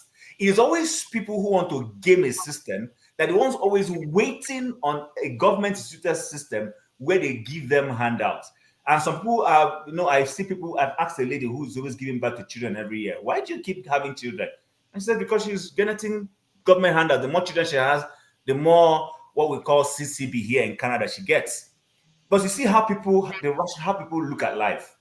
Many people want to be able to do a decent job, pay their taxes, but have enough money to be able to plan their family and plan their future. But when people are doing those things, and then you're floating undocumented migrants from wherever they come from, and then take the tax that the average citizen is paid to go and take care of those people, and to the detriment of the people, and you want them to be smiling with you. They can't smile with you. When they can't smile with you, they'll be angry, and then you call them racist. Yeah, who is ringing bell for me? I just started, and you're ringing bell for me right now already. See this Rudolph. I've told you, Rudolph has a grudge to grind with me. He has a conservative liberal grudge to grind with me, but I will conquer him. So, but anyway, let me just say, I'll end it here. For me, it would have been a bit. I rooted massively for Clinton in 2016. I just arrived in North America at that time. I rooted massively for her. But you know what? Down the line, I began to thank God she didn't win. And since then, I've taken my time to understand this system. Listen, I just sent something to Rudolph now. Kamala Harris has been very inconsistent in her messaging. And messaging is very important. She has an ad she's running, I think in Michigan, where she's supporting the Palestinians and demonizing Israel.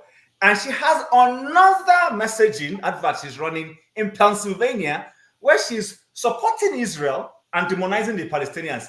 This is inconsistent, and CNN just played it. The CNN anchor was shocked. He was like, "That why is the Kamala Harris campaign playing two divisive campaigns in two different places?" Because she's targeting the audiences in those places. It tells you who she is. The problem with Trump, I've said it every time. Listen, Trump is loquacious. Trump doesn't have the discipline of what to say with his mouth. But the truth about the matter is, he comes as he is. He's honest. You know what you're getting from. You know that you're going to get an undisciplined man who talks anyhow. But who it's a fact. It's a fact. And genuine Trump supporters admit that, listen, this guy is loquacious. But we can go beyond his loquacity and look at his ability to fix things. This woman that is telling you she wants to come and fix something she's already sitting on. You created a huge deficit. You created a huge economic problem, and you say you want to fix it. How can you fix something you created? And by the way, you've been in office for how many years? Pandering to unnecessary things, pandering to things like LGBTQ. I'm not going to be afraid to say it. Pandering to transgender matters, and you left the economy. Respect the bell, respect the bell, brother. You said Bidenomics was working, and now all of a sudden Bidenomics is no longer working. So I think, in my view, economically, and like somebody has already said, in terms of trying to manage world affairs, Trump will be a better candidate, not because he's a man. No. A woman, there have been beautiful women who have run different countries in this world. The Prime Minister of Italy is doing well. Angela Merkel did amazing things in Germany. So it has nothing to do with gender. I'm not interested in the gender issue, but I'm interested in somebody who has a common sense issue. People will eat first before you start talking about esoteric issues. And I think the Democrats have lost touch. They've lost touch considerably. And they might pay a price for it if genuinely Americans, the way we're interpreting what is happening, if they are really serious, the Democrats will pay a price for it. All right. Thank you, Chim. I just want to, as much as possible, correct some things that people say. It's difficult to do that because there are so many in one sentence. But you mentioned something I want to clear so that people watching at home, that Paul said something about people, government moving people from, that it was hidden, that it wasn't clear, that nobody had said that people, we know how people are moved around when they come at the border. We know that, for instance, we in New York, we know that Texas continues to move people from the border, bring them by buses to New York. That's the narrative I was talking about. You see what you just said now. You said Texas. What Paul said here was that illegal migrants were coming in. They were not stopped. Under Trump, they were stopped from coming in and were being vetted. But this government is not doing that, letting them in. And then when they come in, the government is now trying to spread them across the country in the sense of they don't want them to stay in one place. That was what this guy said, and it was not Texas that was doing it.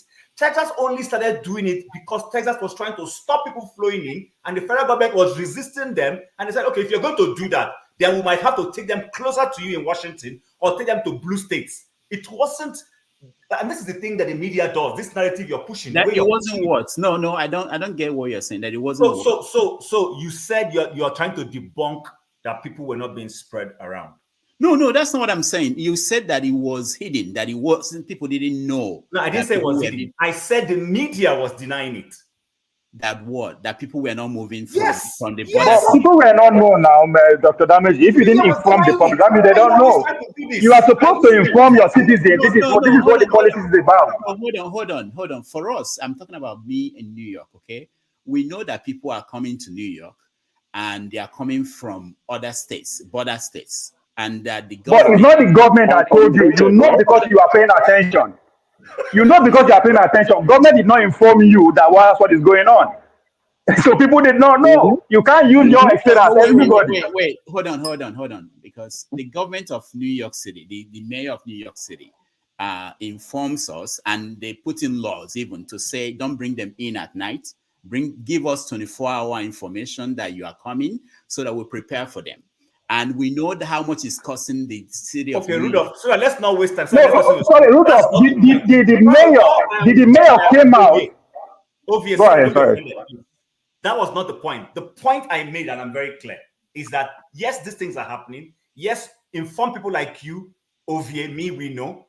But the media constantly is in denial of those things happening. And the narrative they push that is a conspiracy. That's the point I made. Wow. Okay. I still don't get it. You are right, Dr. Dameji. Dr. Dameji. You are very correct. The mayor informed you guys after the process is ongoing.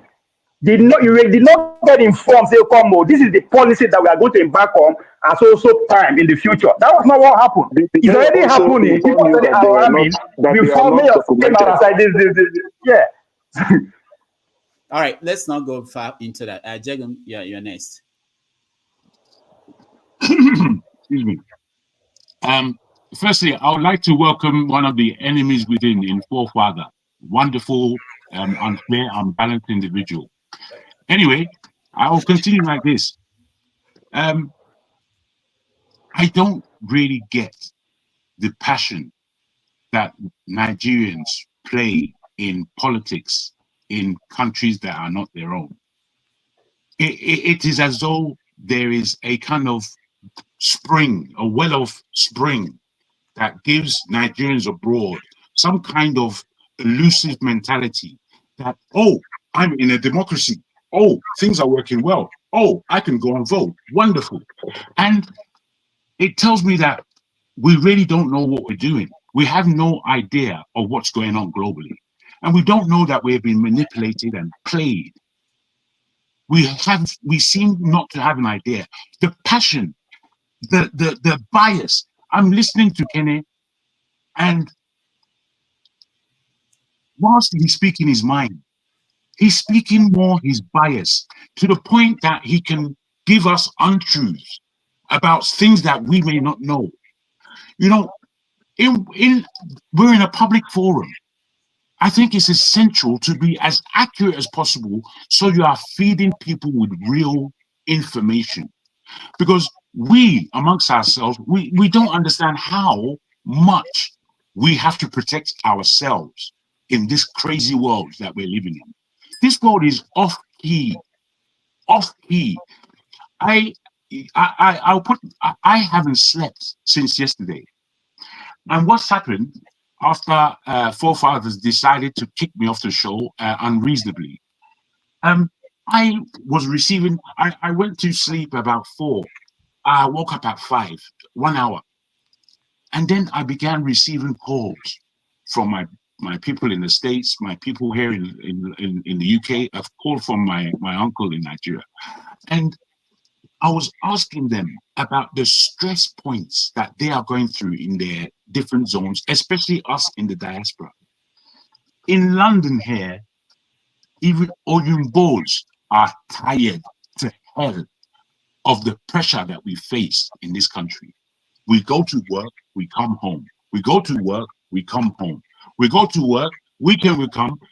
Most of us of age don't even have energy to go out and enjoy ourselves necessarily. So we stay. Those of young, they drink themselves to a stupor and then they come home. Now, when I'm hearing Oyimbos telling me that they're looking for somewhere to escape to, and they feel, this is their Oyimbos words, or they feel that one of the best places to run away to is Africa. They're looking to run away from the West because the politics is completely off key. Both sides are lying to us, no doubt. How can you have so much belief in either Trump or Harris?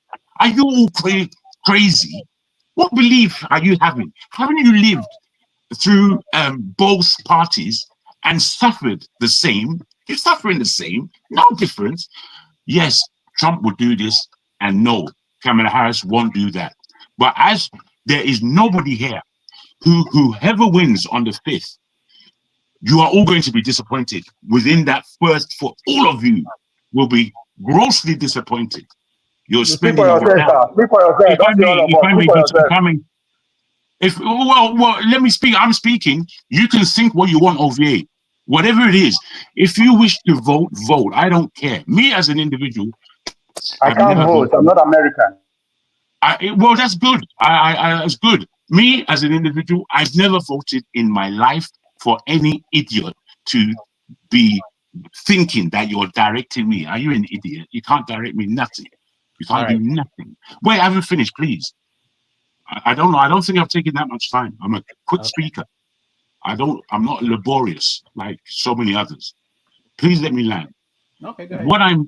What I'm saying is that we are all constituencies across the world. There are those who can really act globally.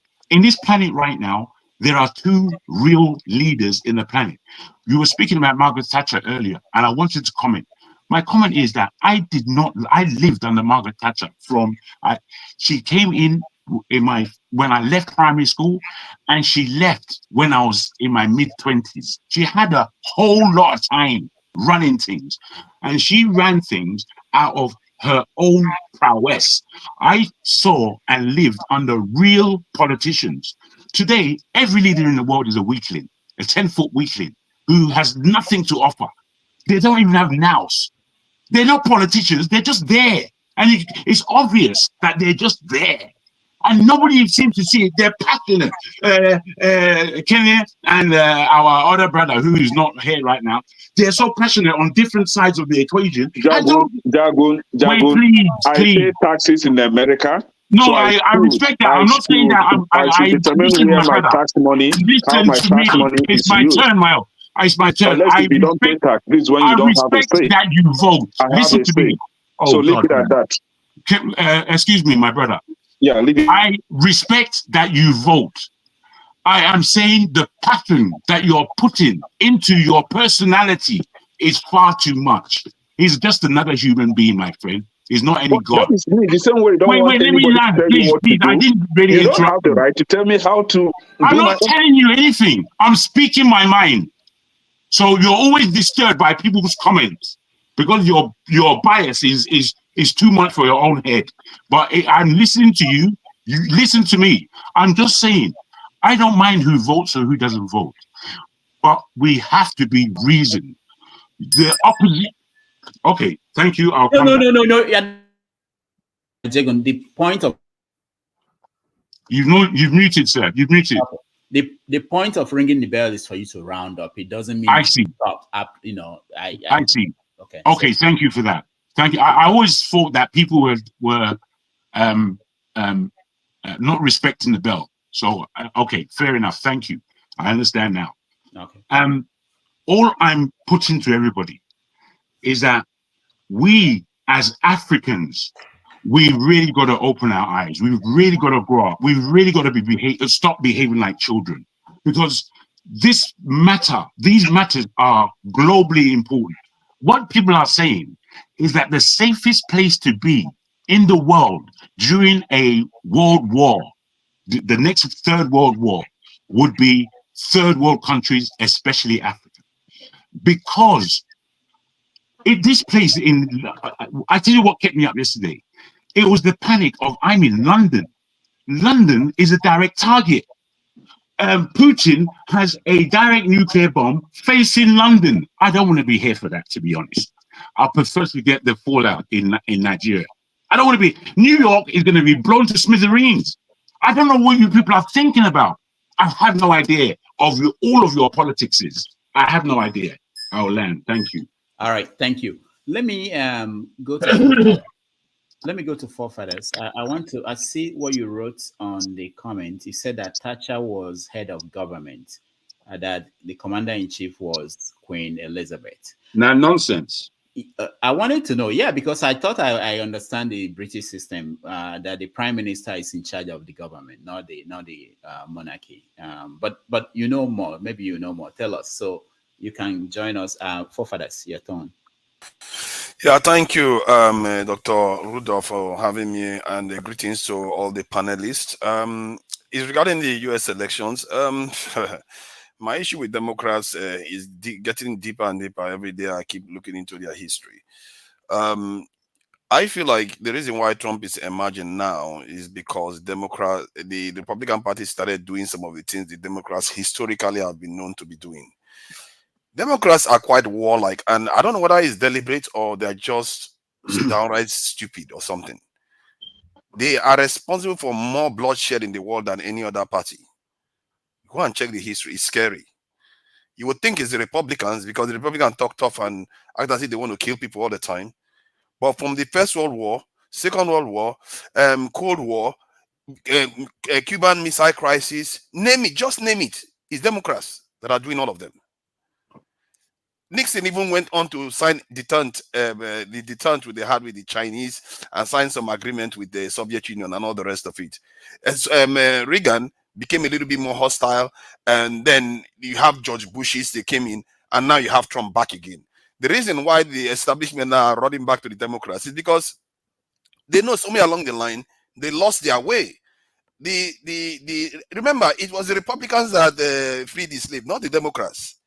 And the thing about this in the Democrats is that they are quite diabolical. I'm really, really worried about those people that believe in them.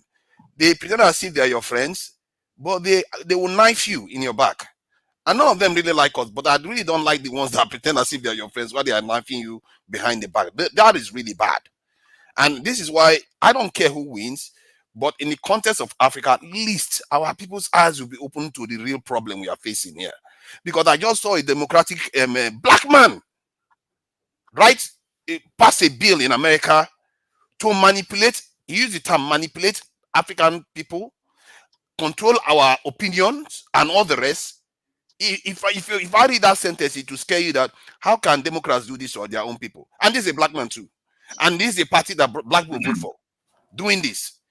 Why would anybody, I really think our black people should never support these people, except they promise you something concrete, like something that they are going to do for you before you vote for them. Otherwise, don't find your own candidate, vote for them. And when they go to the House of Congress and Senate, block everything until they give you something. Because at this rate, none of them are giving us anything. Republicans don't like us. Democrats clearly pretend as if they like us. They are even more abusive to us. So start getting your own candidates, vote them into Senate, vote them into House of Congress. When the other parties are fighting, then be the tiebreaker. Start to wield your own power instead of these people that are not doing anything for us. What have they done for us? Look at the African continent. Look, and they are actively participating to make sure we don't succeed. Even Jonathan complained about it. That these people are active. They refuse to sell us even to Kanu, for crying out loud. Man, I don't know, man. My own reason for opposing them is different from what an American person that is in America will oppose them, because most black people in America, they will feel like, oh my God, all these rednecks will be coming after them when Trump is in office, which is true. but at least you will know you're black. You will know you have a responsibility now to defend yourself in this world, which is the truth. Democrats, they lure you to a false sense of security, this illusion of inclusion that never really does exist. If it did exist, we would be doing better by now. But I don't see that happening. I don't see them having relationship with us like the way they have with the Chinese or even the Japanese. No, they have a relationship to manipulate us and keep us where we are. And these people are so powerful that you have You to learn getting to it? oppose them. We have to have options. And in the context of America, let me just narrow it down to the politics itself. Look at what Kamala Harris is doing now. She's doing a lot of things her voters don't like. Her own voters don't like the kind of war that they are involved in. Her own voters don't like this type of world war that they are about to trigger. Their voters are relatively the peaceniks in America, but yet they are going the opposite direction. While at least Trump is doing what the voters want. If he wins, so be it. That's democracy in America. And I think Americans are not going to be better off for it. There's going to be upheaval in America if Trump wins. But at least black people, their eyes will open. I think our consciousness will increase. And by our consciousness increasing, our intelligence will increase. We will act smarter by force. Thank you. All right. Thank you, forefathers. Janaba, welcome. Thank you, Dr. Rudy, for having me. When somebody like forefathers and jargon speak, I would like to pass to the next person because the question you ask him is different. What he answer is different. So I'm. He didn't ask me any question. No. He asked you a question and you went all over the place. What was the question? Because you don't He said listen. what I thought about was You do not listen. You have no listening I'm not skills. talking to you, Jago. I You know you only, don't you only have understand those to geopolitics, talk. you will never understand to Nigeria. Anybody that does not understand geopolitics will not understand to Nigeria, period. Exactly. And I don't understand why you are thinking that we live in an isolated world. Since the beginning of 1900, you don't live in an isolated world. You live under America. It doesn't matter where you live. Now that China is coming out of North Korea. John Abba. There's a reason we don't care about British election because they don't have power. They're also under American colony. Wait. So My the brother, idea, it's John Abba's turn. It's John Abba's turn. And John Abba, I would like to know why you mentioned my name along with forefather. We are nothing alike. Why do you mention my name? Stephen Wonder take off his glass in his room, but your glass is on. You don't know what condition I have, my brother. You just want to. That's not a problem. Now, what I'm trying to say is that I just want to, I push you to a corner. I say I love you or love something. I couldn't even see what is on your chest. In another word is that when two people like you and Godfather speak, well, it was direct question by Queen and Margaret Thatcher, and he went on the way he went. And then to make it worse, we have to talk. So what is the problem? I say pass on to the next person and then ego, then I will come back and talk. So I can put my talk together. I received the mic when it was passed. So that's just in case, so next time I will listen better. What was the question? No, you were spot on. You were spot on. There's a bigger than all this. Because I thought I was addressing the American election. Rudolph is still here. The question is different from what he to Niger. But it's okay. Whenever you speak, most times what you say is too complex for some people to understand. So it's not your red cap stand when I'm talking, please. My brother Rudolph, you are my brother, even though I'm a little older than you, you are still my boss. You look nice these days, like BP is coming down. Let the next person talk. All right, Jefferson, you're next. No, so Rudolph, sorry, hold on. Before Jefferson talks, Jefferson, please, forefathers, the question that was asked that you didn't answer was, you said something about the British system, and the question was, who was in charge of the British system? You didn't answer that part. I know because you focused on the main topic. That's actually where this whole brouhaha came. But Rudolph, in his usual way, wants everybody to be fighting. And he will not call us to order and remind us. Leave him now. Queen Elizabeth was the commander-in-chief of the UK. I think once she was referred to as the commander, that the Margaret Thatcher was. Margaret Thatcher was never the commander-in-chief. She's just the head of government. Queen Elizabeth and the monarch is the commander-in-chief in the UK. So when they want to go to war, who decides? The final arbiter. Is Parliament and the commander-in-chief. Yes, basically. America decides. Wait, basically, in making this square and clear, the monarch is the head of state. The government and the prime minister is exactly that, the prime minister, and they take all decisions. There are few things that they will ask permission, and that's just formality. They will ask permission from the royalty. Yeah, Forefathers, that's how I understand unfortunately, that. So I don't know forefathers, why. unfortunately, knows nothing. I don't know why you can attribute what Jago, Researcher stop. Hey, did. bro, you played me yesterday like a tramp. Take it No, easy and now. you can laugh. The thing is, you can All laugh. right, You can, let's continue the you can discussion laugh now. about it. Easy. The thing is that you can laugh. Jago, you be my I'm not man now. Why are laughing. you doing like this now? Because I'm Come on, not calm down. laughing. I'm not here to play games. Dr. Dameji, we dey wait to Dr. Dameji. Let's move on. Jefferson, you're next. Yeah, good morning, good afternoon, good evening, wherever you are in every part of the world. Yes, of course, you all know my name is Jefferson. So basically, the subject we're all discussing about the American politics is a very, very serious one. And, just the same way as American US government is always looking at things in view of the interest of the American citizens. That's the way myself and other concerned Nigerians or Americans also look at things that will favor both obviously the home country we are from and the other country we are in. Before then, I could remember, if I was not mistaken at all, during when Buhari won presidency in 2015, I knew the way John Kerry was flying to Nigeria, meeting with the northern politicians at the time. In fact, look, I'm not a child, not in the literal sense. I knew something was cooking. Even the way our politicians was going into White House under Obama, I knew I could smell a rat. I knew something was cooking. Assuming Hillary Clinton had won that presidency with Buhari, they could have dealt heavily with the Southeast.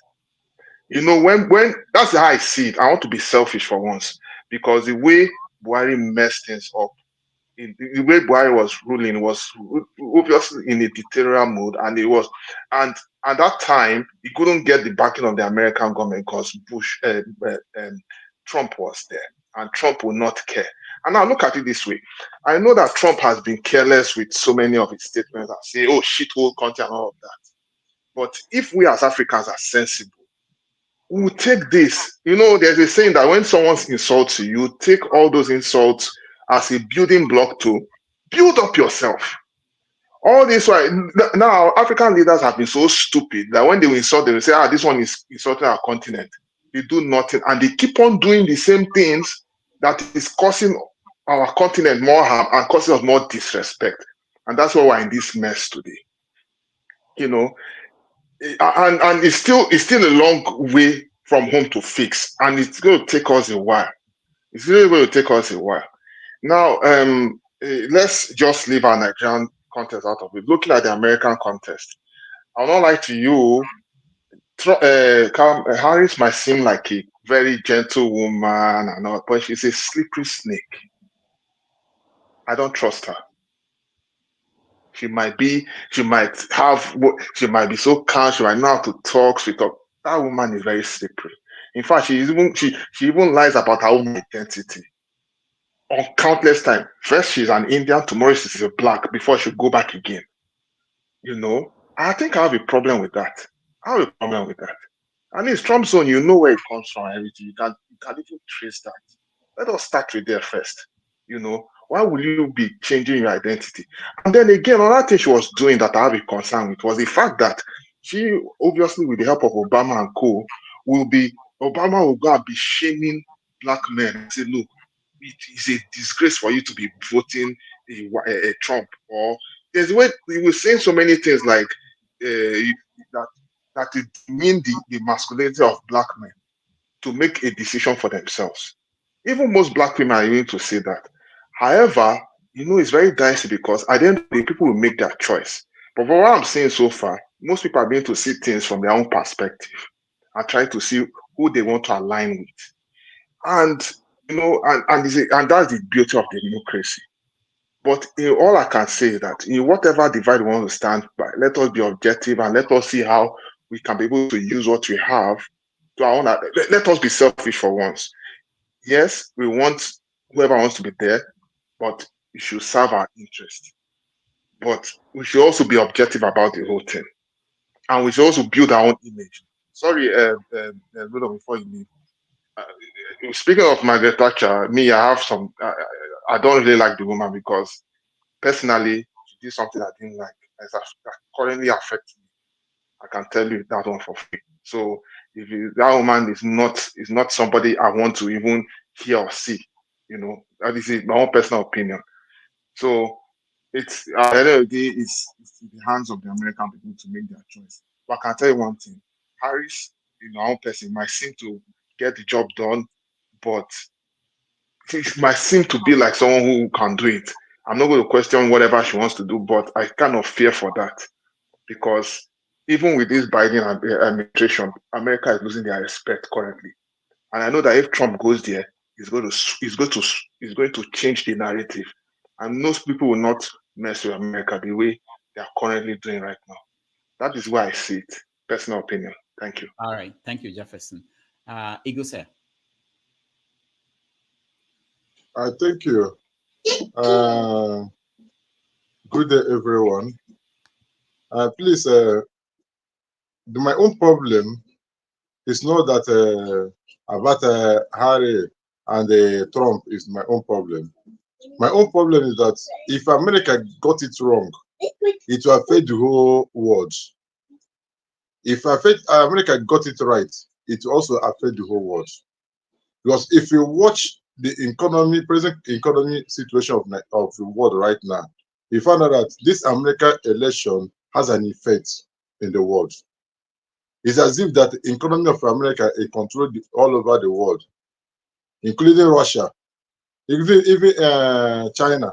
It's affecting everybody because everybody are looking forward to see who will win the election, what will be the situation like, what will be the what business be like. That's the main problem. So being Trump or Harry is not the major problem. The major problem is that are they going to get it right? Also, is America ready for a female president? I asked this question before. Is America ready for a female president? Are they ready to carry on any decision it's going to make? Because any American president is likely the one that making decision for the whole world. Now, if Harry wins the election, is she going to stand firmly to decide and to say this is what is going to happen, or did she have people around her who are pushing her for her to win the election so that they will be the one making decisions behind the scene? That's the question I used to ask myself concerning this election, American election. I'm not going to vote. I'm not in America, but I'm trying to reason over some certain things. Now, look at the Trump. Every one of us will have to tell ourselves the truth. You know that Trump is a great liar. Trump can lie more than every other thing he can think of. Sometimes, the way I see Trump, if Trump asks me to stand, I will look twice to know if I can stand or to begin to disappear. But there's one thing I know about Trump. Trump always expresses his feelings. He don't hide his feelings. He always said it out. Whether it hurts you or not hurt you, he don't care. But this is not the kind of thing we need in leadership. Leadership is something that when you're ruling people, you have to rule people with a human face. Not the kind of ruling that Tinubu is giving to us in Nigeria.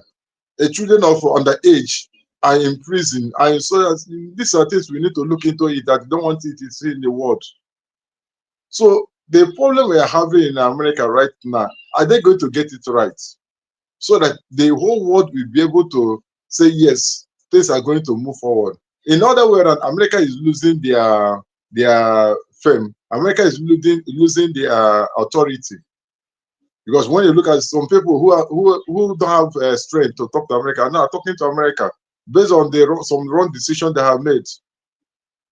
Now, if Harry wins, is he going to control what is happening in Middle East?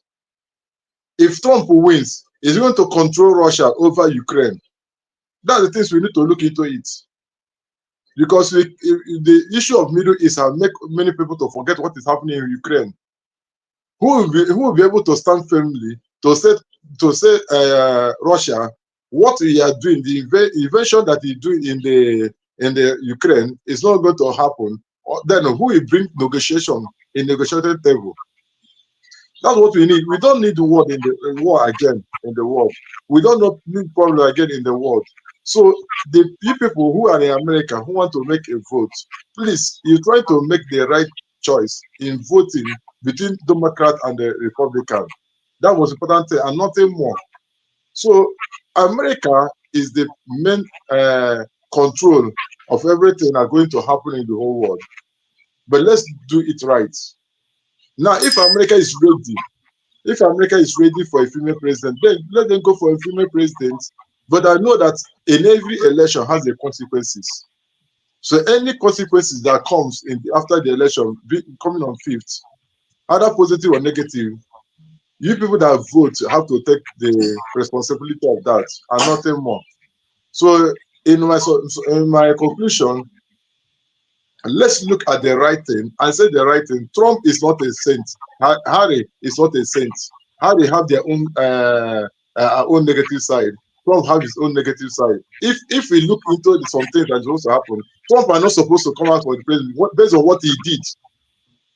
He created a problem in America, nearly destroyed the government house.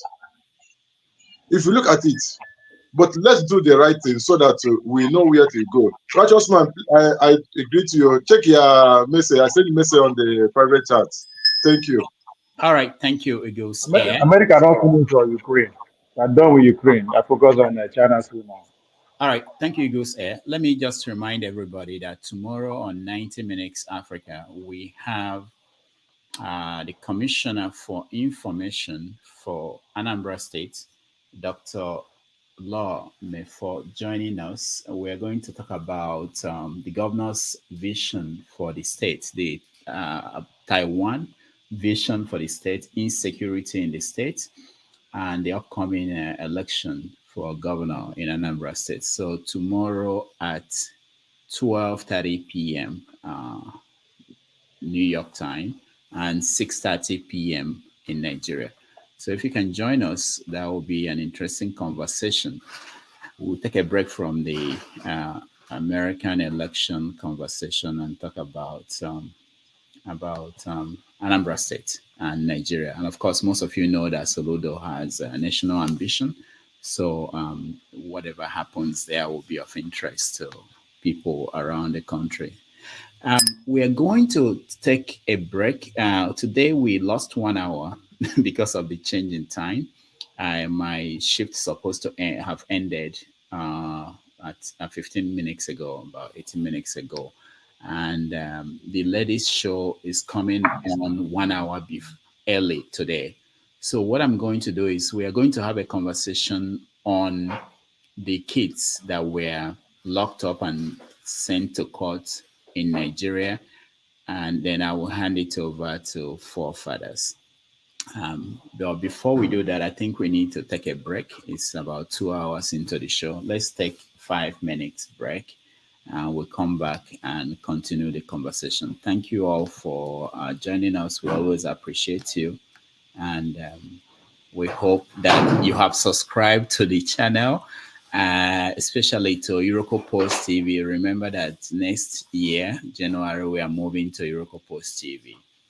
So please, if you have not subscribed, we are still under 1,000. If we're not up to 1,000 subscribers on that channel, that will be very difficult for us to move over, because we are not going to be able to monetize anything. So please subscribe if you have not. Thank you. So let's take a break. When we come back, we go to the next conversation, which is the kids who were sent to court. I got a text from people saying that their ages were not what we were told, but we discuss all those when we come back.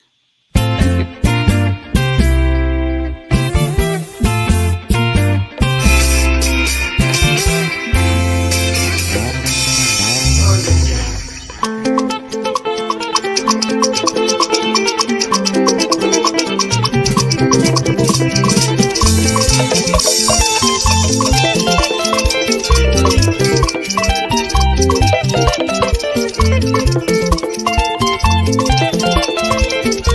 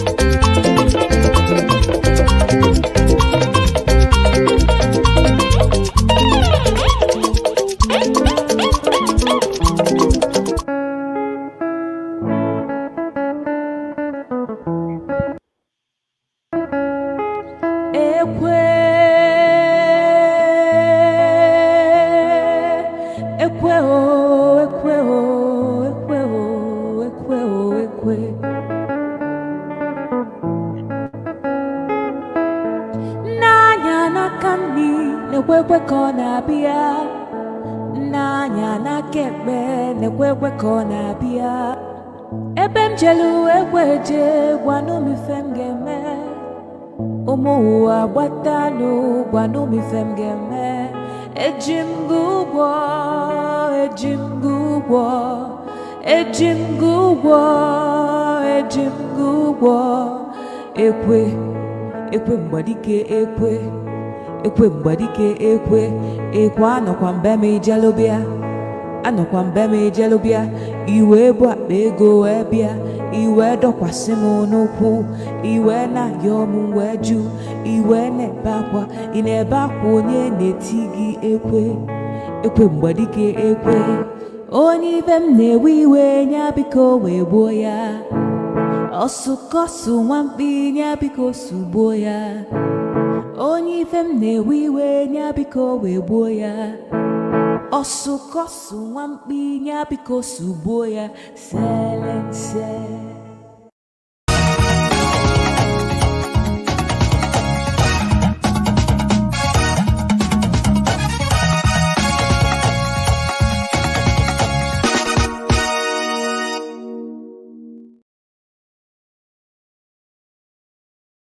To the court today.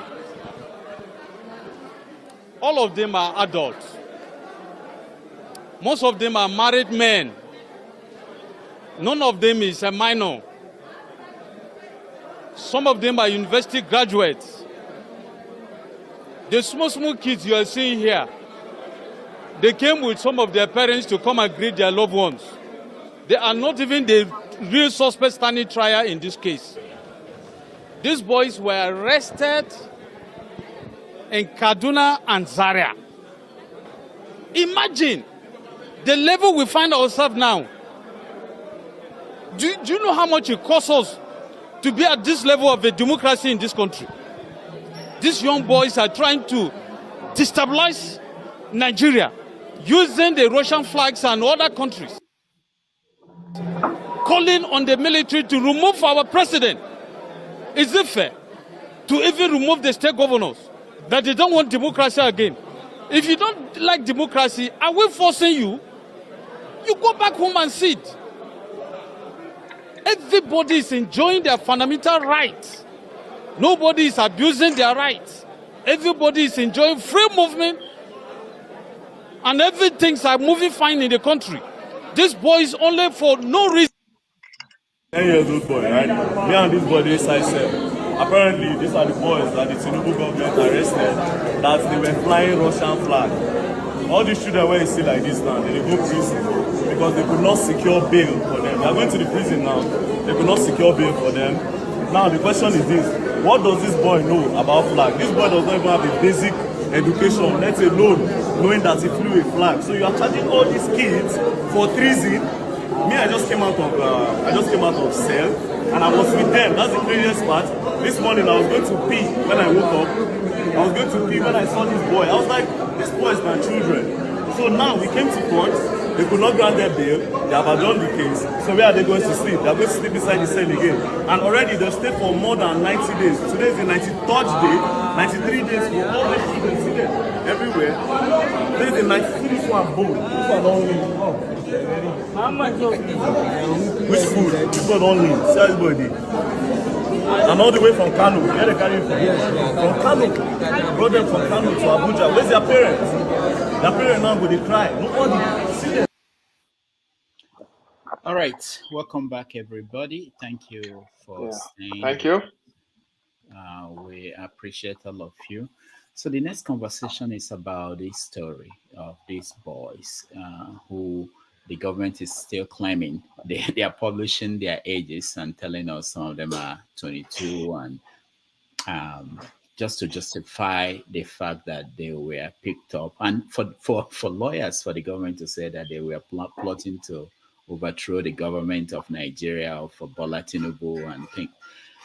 Anyway, you guys know better than me. I'm tired. Let me go to people who are yet to weigh in today, who are just joining us. Jonaba, I feel bad because I think you do this all the time, and now it backfired. Uh, when I come to you, say go to other people, I totally forget that we should come back to you. I'm sorry about that. It wasn't intentional.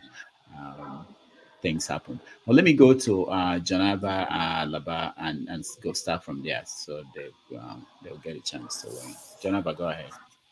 Thank you, Rudolph. This is how the minority go through in Nigeria, the injustice, even on this platform. We're always going to be forgotten, but we refuse to forget ourselves. It is what it is. But thank you for remembering me, because when I saw that I was removed to backstage, I said that I was confused because the two glasses people talked before me and I had gone blind. So I said that I should be given. Then to make it worse, another guy that live on the weed talk again. So I was completely out of it. But is this what it is? Thank you. Marcos We are glad to have you back. You can now have the floor now. Marcos Thank you. Moko at the top. Thank you. Thank you. Rudolph, thank you. I was I spent 2 years. I spent 2 years in Nigerian Krikri. My mother, where I come from, by culture, when you lost your loved one, you wear a black a cloth. Rudolph, you've met my mom in New York. She wore that thing for 2 years because she thought that I've been killed. So when some of us speak to this issue, it's personal to us, to Nigerian injustice, and the corrupt system of Nigeria have no respect for anything. Uh, these children, regardless of what people come and put on the type and all of that, the government lawyer or that is saying that they are grown up, they are some of them, and in the same content say they are kids. So we see that Nigerian, we are our own problem. And it's difficult when we become our own problem for anybody to help us, even when we cry on national platform, oh, we've been robbed, we've been taken advantage of, the colonial masters. It's all sign of not growing up. And when you have a dishonest lawyer who is always there not for his conscience. I don't blame him. Maybe he's a defensive lawyer, he's a government prosecutor who come to do something that. But the issue you ask yourself is that if these are my keys, will I still say the same thing? So it's the bias we have in system. Like I was telling them yesterday on the other program we have, that someone that was locked up in Lagos for 7 years, the family don't know where his whereabouts from Ibadan. So this happen all the time in Nigeria. And some of us that come to this platform, regardless of your political view or ethnicity or religious view, it is appropriate that you look kids with empathy.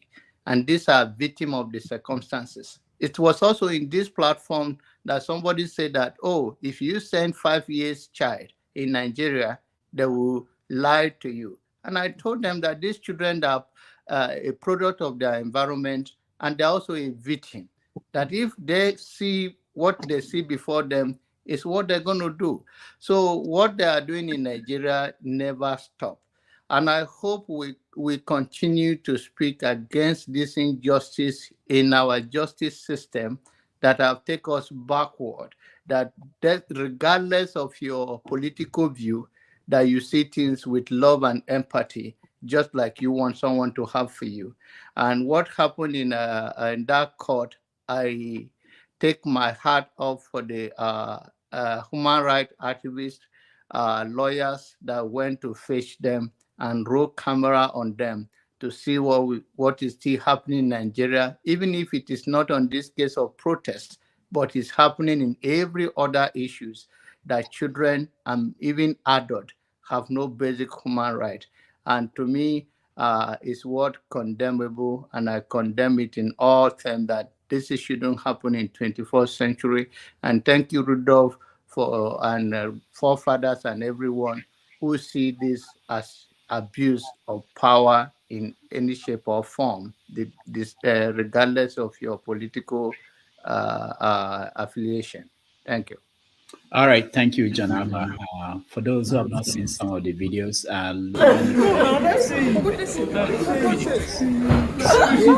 what kind of I don't know why. What kind of nonsense? For goodness sake, this is so heartbreaking. This is so heartbreaking. This is now. This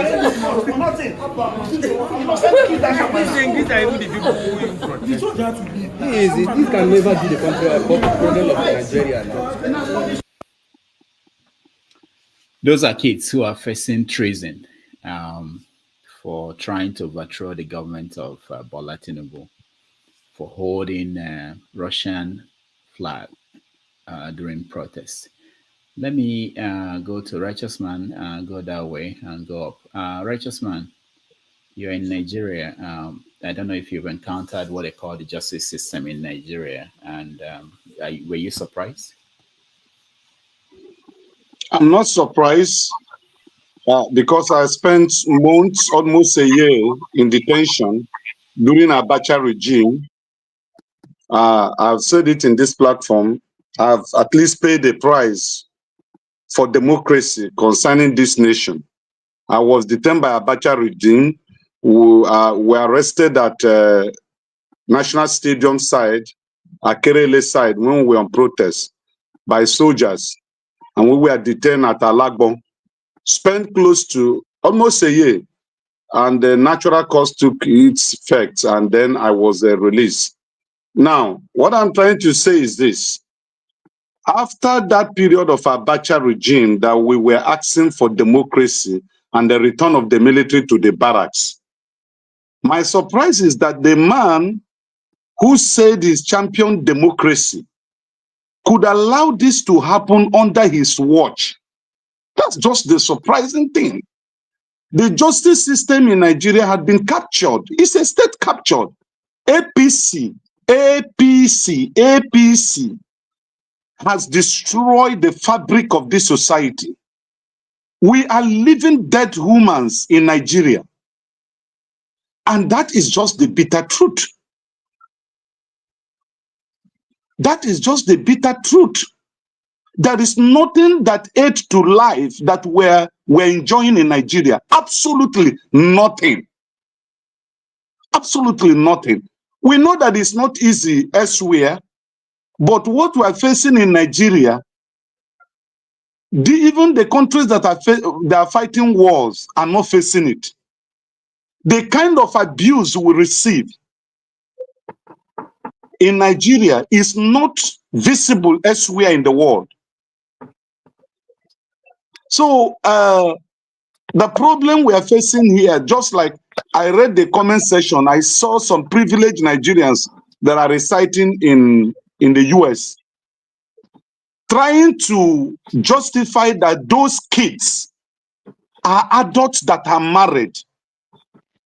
Those kids under 14, Dr. Rudolph, that somebody at this time and age will see this picture and said they have been confirmed to be adult, married with wives and children. Oh, come on. There is God, though, just like Jonathan White said. There is God, though. Whether we believe it or not, there is God, though. People should have empathy. People should think, if these children are my kids, what will I do? How will I feel? Detaining these children for 3 months, and somebody wants to justify the reason for detaining them, why the criminals that have looted the treasury of this country, they are enjoying today, their children and wives and concubines are having houses in the Western world, living big. Why carrying ordinary flag has become a treasonable felony for kids, for minors that cannot differentiate the meaning of those flags. And those who gave them those flags to carry are left to have their normal life in the city. This is abomination. Let's call a spade a spade. It is not good. Thank you. All right. Thank you, righteous man. Ovie, you're next. So quick. You are not be set up, so.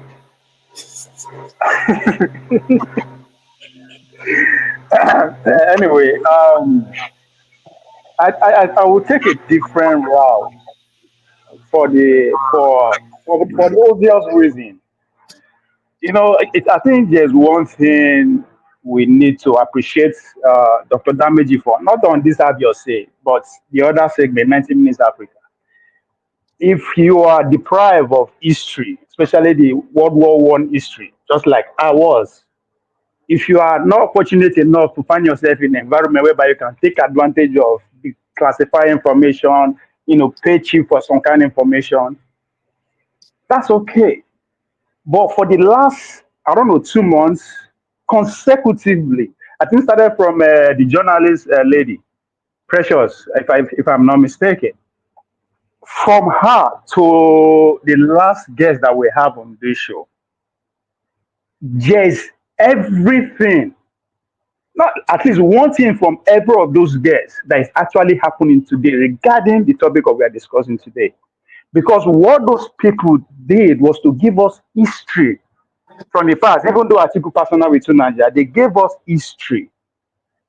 So if you don't understand World War One, I am sorry, you have no clue what is happening now.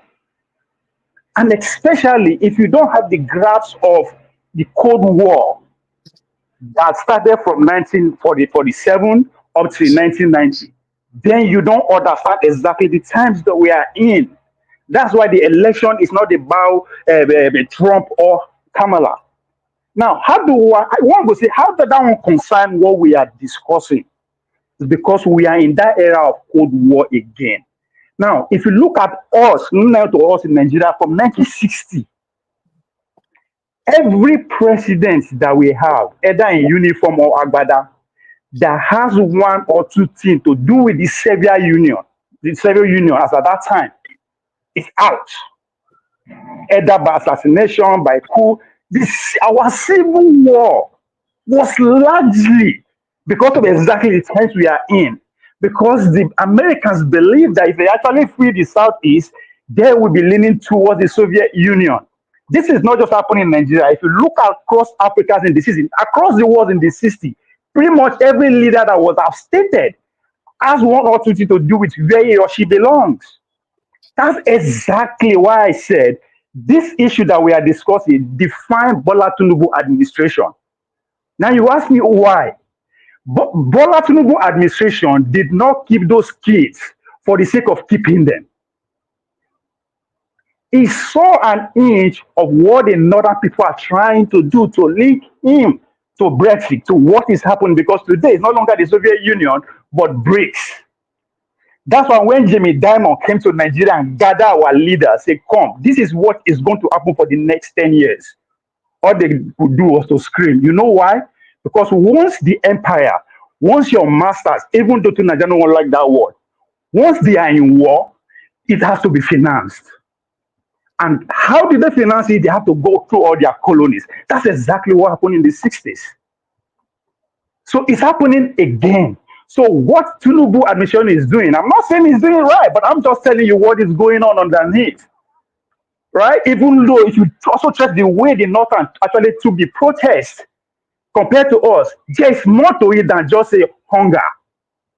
Their number one son is actually in the midst of all these things. But most importantly, you can't afford, as a leader at this point, you can't afford to be in the middle, or let's say you are ready to say, okay, yes, do or die, which is India are doing. To some extent, we can say South Africa, but they are getting it off too. But Bola Tinubu, because he wants power so much, now like everything the capitalist West want is what he's going to do in total.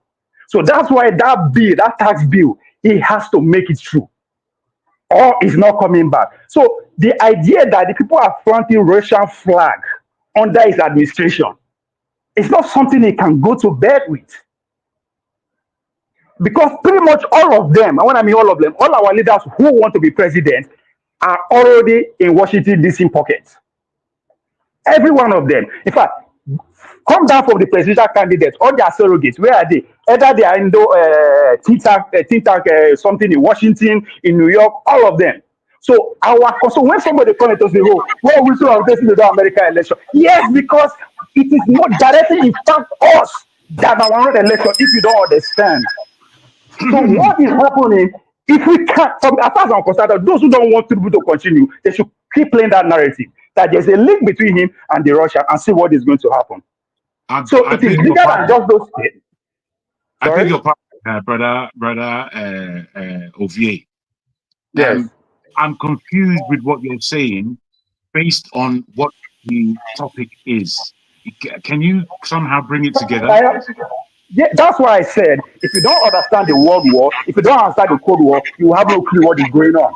There's a reason I said that. We're talking about those kids who are in prison. They were in prison because of what? Because they carry Russian flag. So you are seeing it differently. The man in power is seeing it differently. It has effects. The man has to treat carefully, or they will take him out by voting in another person. That's what is happening. They go and study Nigeria institution. If you don't do this. Okay, thank you, Ovier. Well, I'm not here to talk to you anyway. I'm painting the story. You don't have to understand. You don't agree with it.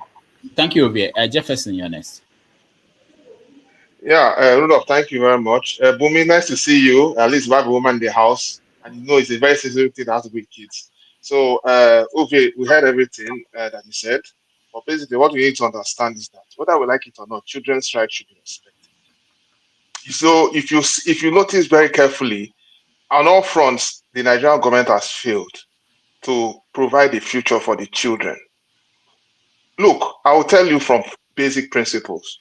Most of us that are seeing today that grew up in Nigeria, that did our maybe kindergarten, nursery, primary, secondary, and all of that, even university, we are survivors.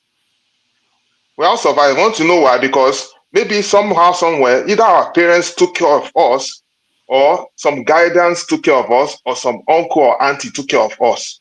And in the absence of all of this, if you don't have anybody that's going to take care of you, you're going to literally be on the streets.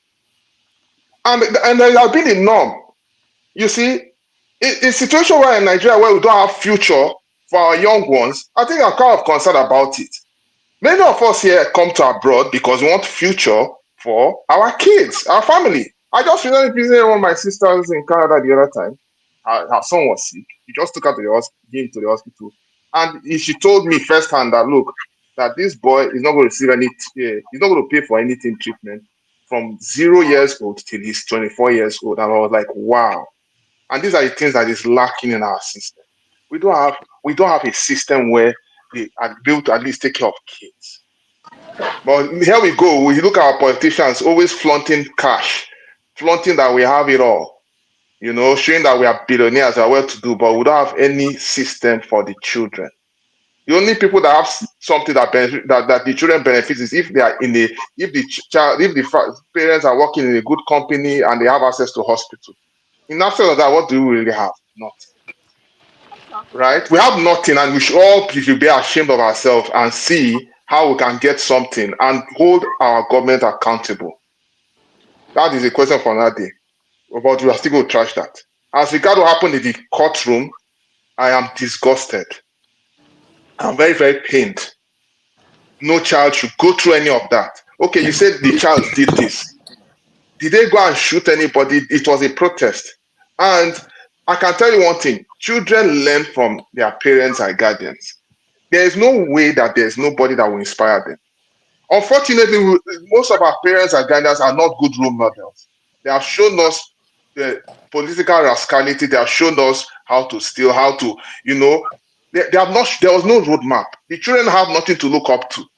They are looking out for people that will inspire them. And when there's chaos, of course, they have to speak out because what? Guess what? People who are concerned are speaking out. And then they were arrested.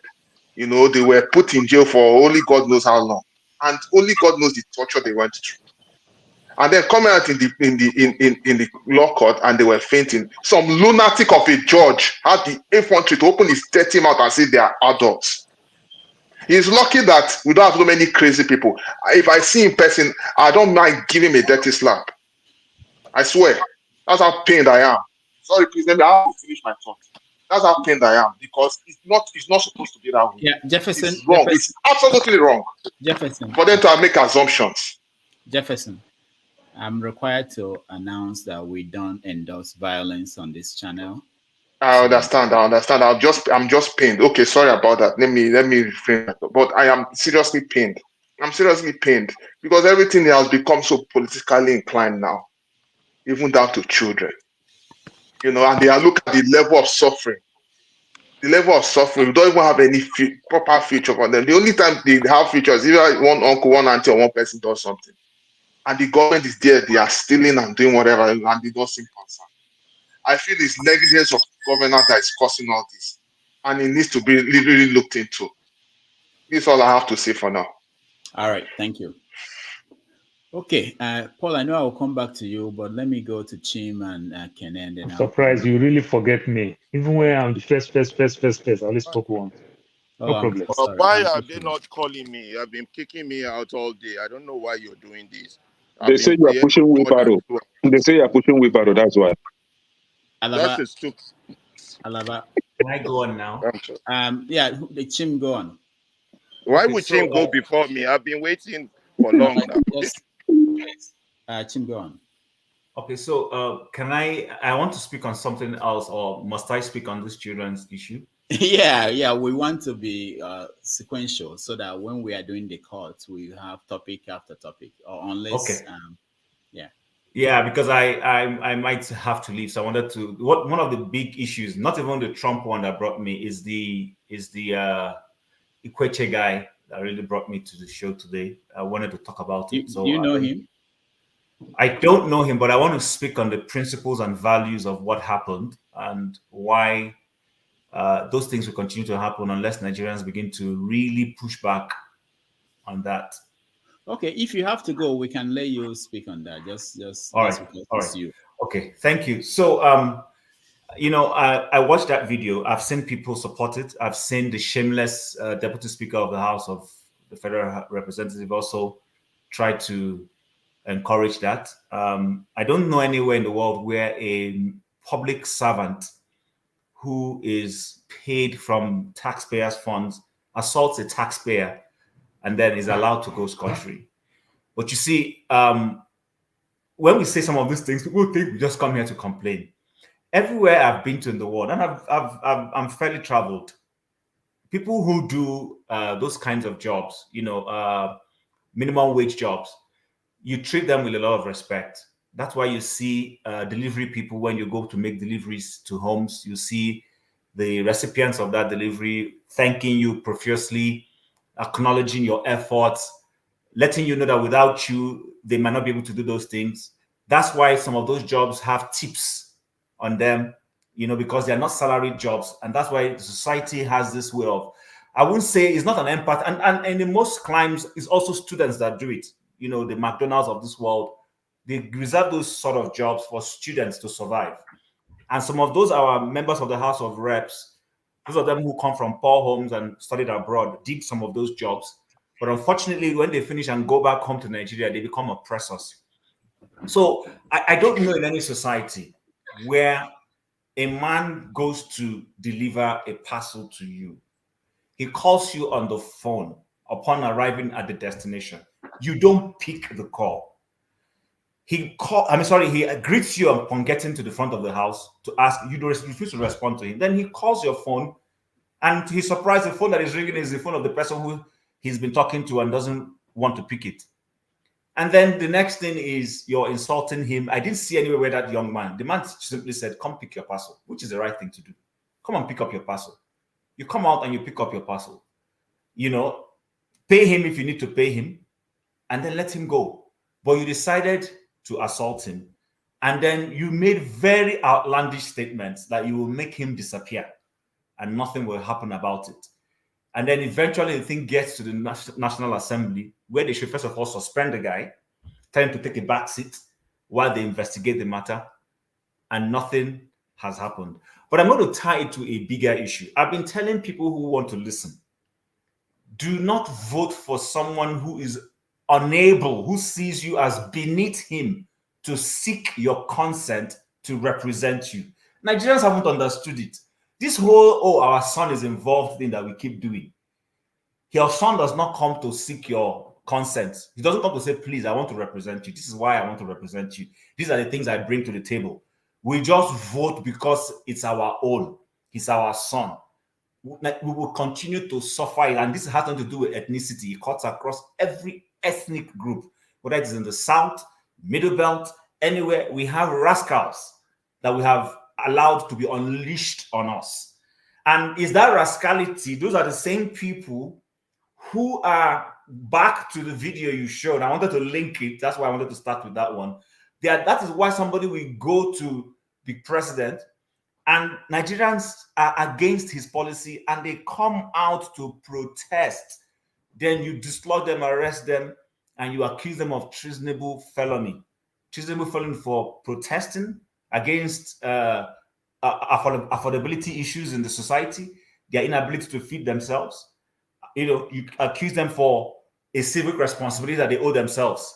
So I think the point I'm trying to bring out is I hope those of us who vote back home are seeing it. I know we say they will rig elections. I agree. I'm not contesting that.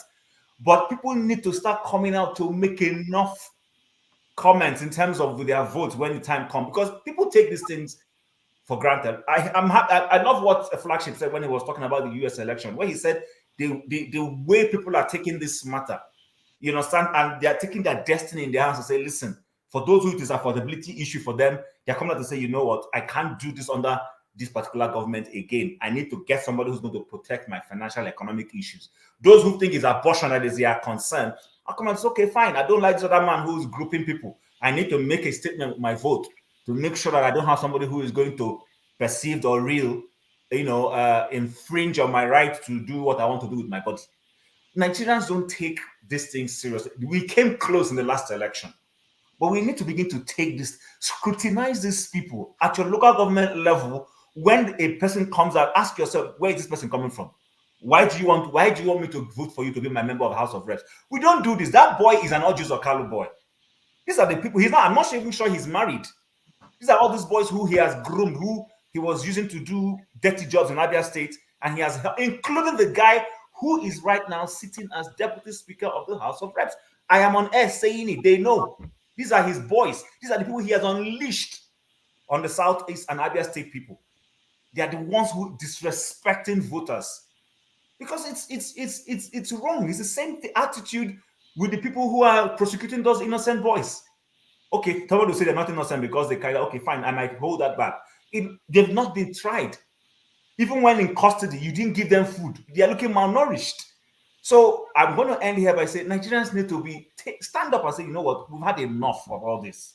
We can't keep having people who disrespect us. Somebody is telling somebody that is being paid with taxpayers' fund is telling a taxpayer, I will make you disappear. And nothing will happen to you. So I wanted to bring that because for me personally, it was a huge deal during the week when I saw that video. I'm like, what? How can you do this? So it's the same thing with those little boys. And I want to rest my case on that. Thanks. All right, Chim, thank you so much. I just wanted to point out that he was charged to court and he got bail for 500,000 naira. And he also apologized. I'm just Rudolph, those boys, why are those boys not out on bail? And why can't the boys apologize? They've not been able to pay. That's what the government is saying. They've not been able to make their bail. Okay. All right. That's okay. All no right. problem. So let's go to Paul. I'll come back to you, Kenny. I'll come back to you, Kenny. Let's go to Paul. Yeah, I think I skipped yeah. you once. Either violate a man of his type and every other thing, threaten for him to disappear. Bail bond $500. Those young kids, $10 million, 10 million naira. Sorry to say. But two things first. I want to challenge that lawyer according to the video that you played. It makes me laugh. I live in the US, and most of us that live in the South, there's different countries call it all type of name, some type of national number that you're going to get. Like in the US, we call it Social Security. But in Nigeria, they call it NIN. If our NIN is working, please from your NIN, they will officially know your age. You see how the country is not working? Where we literally beg to get NIN. I don't even have NIN. can renew my passport. I went to Nigeria, fight till I come back. Twice now. I don't have NIN. They punish me. I need to bribe to get my own national number. It is funny. The NIN has been working very well. They will not even contest the age. That is one aspect. We are Nigerians. We give people money in the street. We just empathize with people. We sympathize with people. We just understand this person is going through challenge. You just copy your water, 10 naira. We'll give them 1,000. Say, go. Don't worry. Even we fondly give it a name in Nigeria these days. They say, give away. But what type of police detain this boy in cell that don't even have sympathy nor empathy, that can't even feed them from the bribe, the proceeds of the bribe that they collect? Look the way this kid looks so malnourished. Then I still want to challenge that lawyer again. If the lawyer said these guys are adults, they are graduates, they are married men, how come the prison rejects them? Because they reject them, so Kuje prison reject them. That's why they were staying in the police cell. You understand? Twice, even as at 2 days ago, when they went to court again, they want to remind them in Kuje prison. They still reject them because they are minor. That is even an institution of the government also rejects them because of their minor. And they ask the question, you understand, where is the juvenile place? They say, oh, the juvenile place is under renovation. You know, I like Nigeria very well. When you see when the road will bad, they'll say, oh, it's not in this year budget. Or they'll say, oh, we would have done it, but because of rainfall. Like we don't know that we'll have rainy season every year in Nigeria. So when you see the height of stupidity, we give all this type of excuse. But where is it taking us to? Nowhere. Doctor, I have a young girl who have 3.9 GPA. She's in a 400 level. About to get admission and everything. The university say you can't get transcript until you graduate. Your transcript starts from your first semester. They say, no, we can't give transcript until you graduate. Why waiting for this graduate when this child can actually pursue his scholarship for 2026? That you just know that it's laid down. This is where I'm going when I graduate from school. You understand? The university Take me say, off to no. make Ansat happy, please. Take me So, off so, that he so, can so, be happy. doctor, when you see all this problem, these lecturers, you apply for transcript, you want to get your transcript and everything. They tell you all this nonsense. 3 months, they can't give you transcript. I have a lecturer who is in the US who is crying the same thing. I said, this is what you do to very many of us. You understand? I want to get my transcript, I will beg. But here in the US, you already have your ID number. Just go to your portal, put your logins. You can get your stuff and everything. So when you look the lie, the way they punish this kids, you put these kids there, then I disagree with Ovie a little bit. Say, oh, because of Russian flag or no Russian flag, Tinubu have to make a statement. If Tinubu have to make a statement, the statement is supposed to come in the place of politics. You should have just put your opposition, pick some random adults, not kids. You understand? Even though the international community too going to make mockery of you, they're going to laugh at you. Look at the kids in those dog and everything. Some people will twist this thing around and put it on TikTok. They will use it to ask us all these dumb questions that we get, these ignorant questions that we get. We living here in the West every other day. It is a shame from the government, and it's a shame that those police can even come on from proceed of your bribe. Still use it to do good thing, like the story of the Piccadilly circles in the UK. Still use bad money for once to even do good thing. But guess what? Our pastor and our father say, don't give poor people money. It's going the wrong way. Bring it to us. We will bless the money, then you'll get it in 100-fold. That's the type of people we are. And I'm so ashamed of the system. Thank you. All right, thank you, Paul. Now we have time crunch. We are running out of time because at the top of the hour we're going to have a different show. Typically, I leave 3 hours into the show and hand it over to forefathers. So, forefathers, we have to continue with this stream for the next hour. That's when the ladies will come for their show. And after that, forefathers will come back and continue the conversation. We had a lot of topics that we mapped out. I know that because of changing time, we started late today. But next week we will be in line with what we normally do, which is 3 hours of the first show and then 3 hours of forefathers, then the ladies, and then we go back to forefathers if he's able to do that.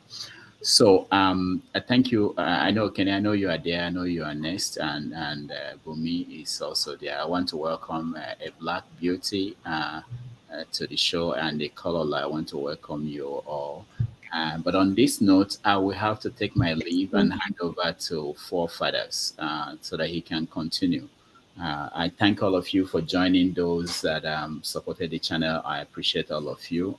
Forefathers, please take it on from here, and I will see you guys tomorrow.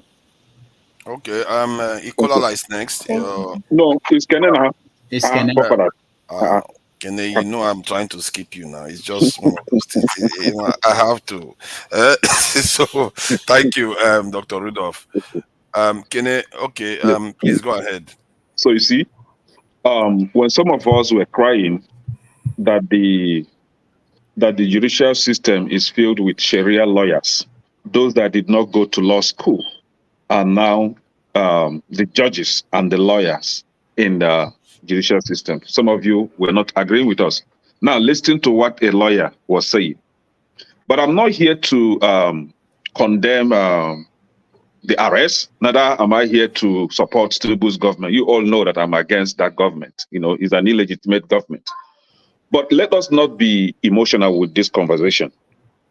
This, my friend, Ovie, whom today I will crown him as the most logical thinker so far on this platform. He has been questioning, trying to remind us of what is going on, kind of direct our attention to the sinister motive over this protest, but we're still not getting it. Now, we have these children protested. If they had protested like normal Nigerians, just the way they had protests during the COVID, during the NSAS protest, I, for one, would have been against the government for arresting them. But they did not. Who gave them the Russian flag? Didn't you know that it was an organized kind of protest? Somebody spent his money to purchase those Russian flags and hand it over to them to protest with. And you are not seeing that. And that, according to your constitution in that country, is a treasonable offense. And the constitution stated that a child of 7 years that committed treason, 12 years that committed treason, can be arrested in that country. Is in your constitution. So it's not like the government is doing something out of the constitution. This is what the constitution stated. So a 12 years child can be arrested if they found wanting, especially in the treasonable offense charges. So they committed a treason, just the way Nnamdi Kanu and his loyalists were arrested. Now, a lot of southeastern children were arrested till today. They are still in prison, and none of you called for their, their release. And today, because the Islams, the Muslims especially, they know how to play that victim mentality, victim card. A pointer is what is happening in Hamas.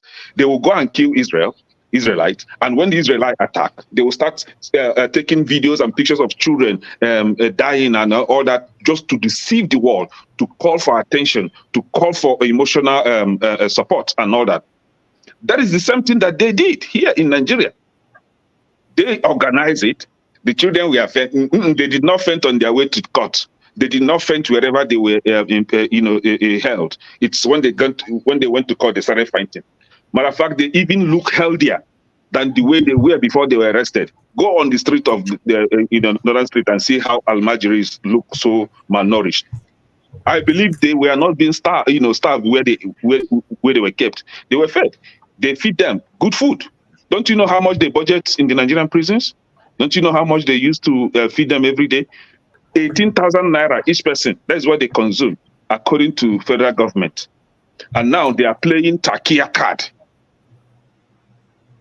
game of deception, and some of us are falling for it. Those children committed treason, just the way, according to the Nigerian constitution, just the way the southeastern children were arrested, and still today they are still in prison, and nobody's calling for their release. And now you want me to call for their release? See, it's for emotional people that will fall for that. Now, somebody's trying to compare the 500,000 naira bill that was given to that dishonorable House member that assaulted a taxi driver or Uber driver. Compare it with the 10 million that was set for these children that were caught in treason. Now, I want to ask that person, did you not hear about the 10 million naira that was set on Nnamdi Kanu with other properties? 10 million. He paid, he provided that.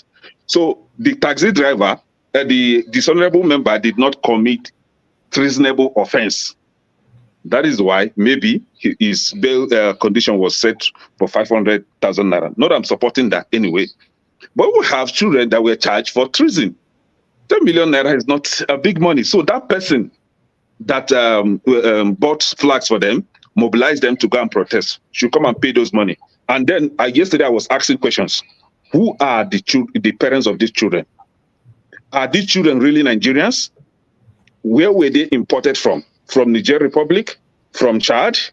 To disrupt a government? Just the way they imported them and used them to disrupt Goodluck Jonathan's government. Have you all forgotten that?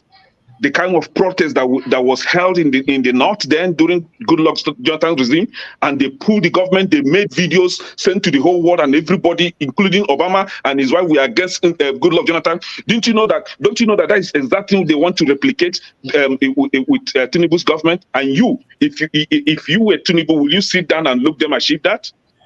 Tinubu did what he's supposed to do, arrest all of them and lock them up. And emotional people are falling for it. Call a spade a spade. If you want to go against injustice, go against injustice.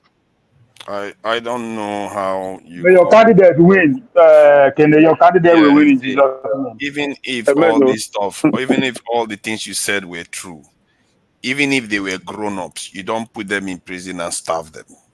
How we cannot see that simple part. Agreed.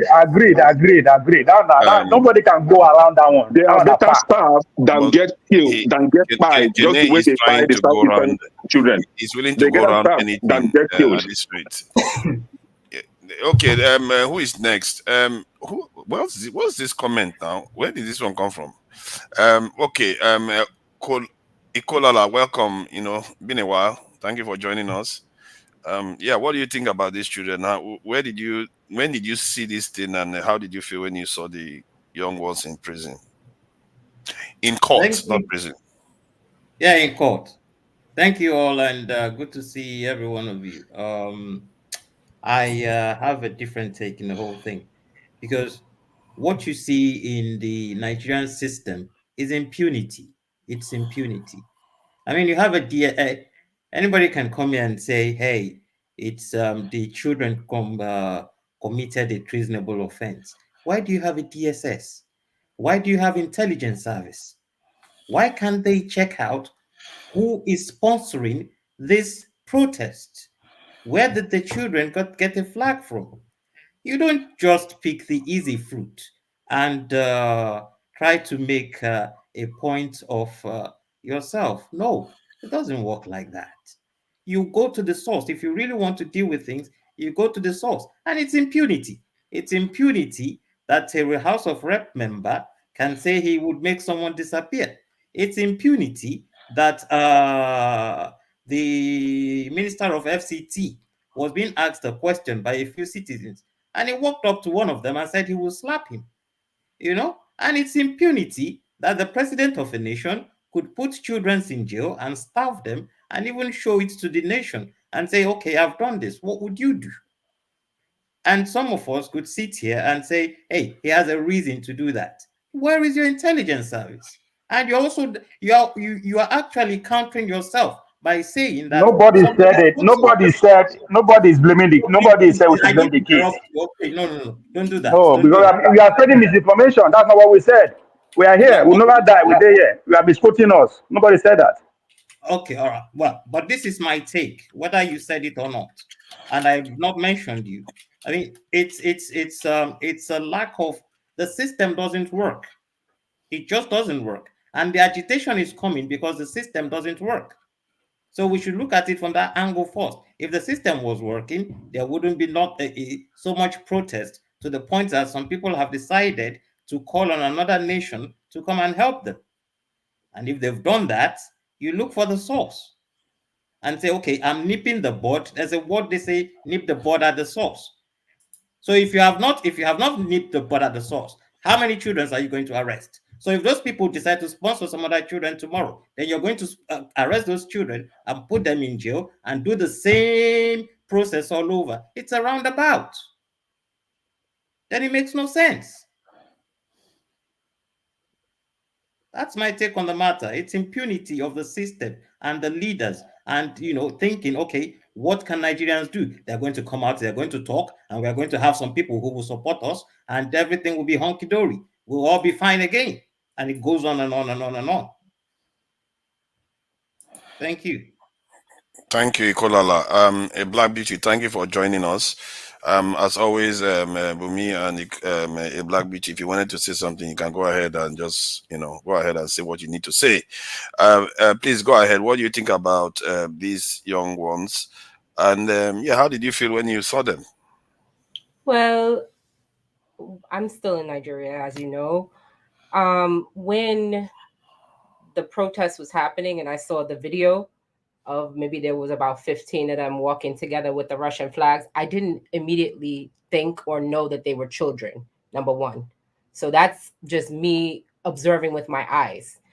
And then I also wanted to read something for you all from the Congress Budget Office, from congress.gov. And this is, I know that Tunisia is aware of this, but this is the HR 7311, Countering Malign Russian Activities in Africa Act.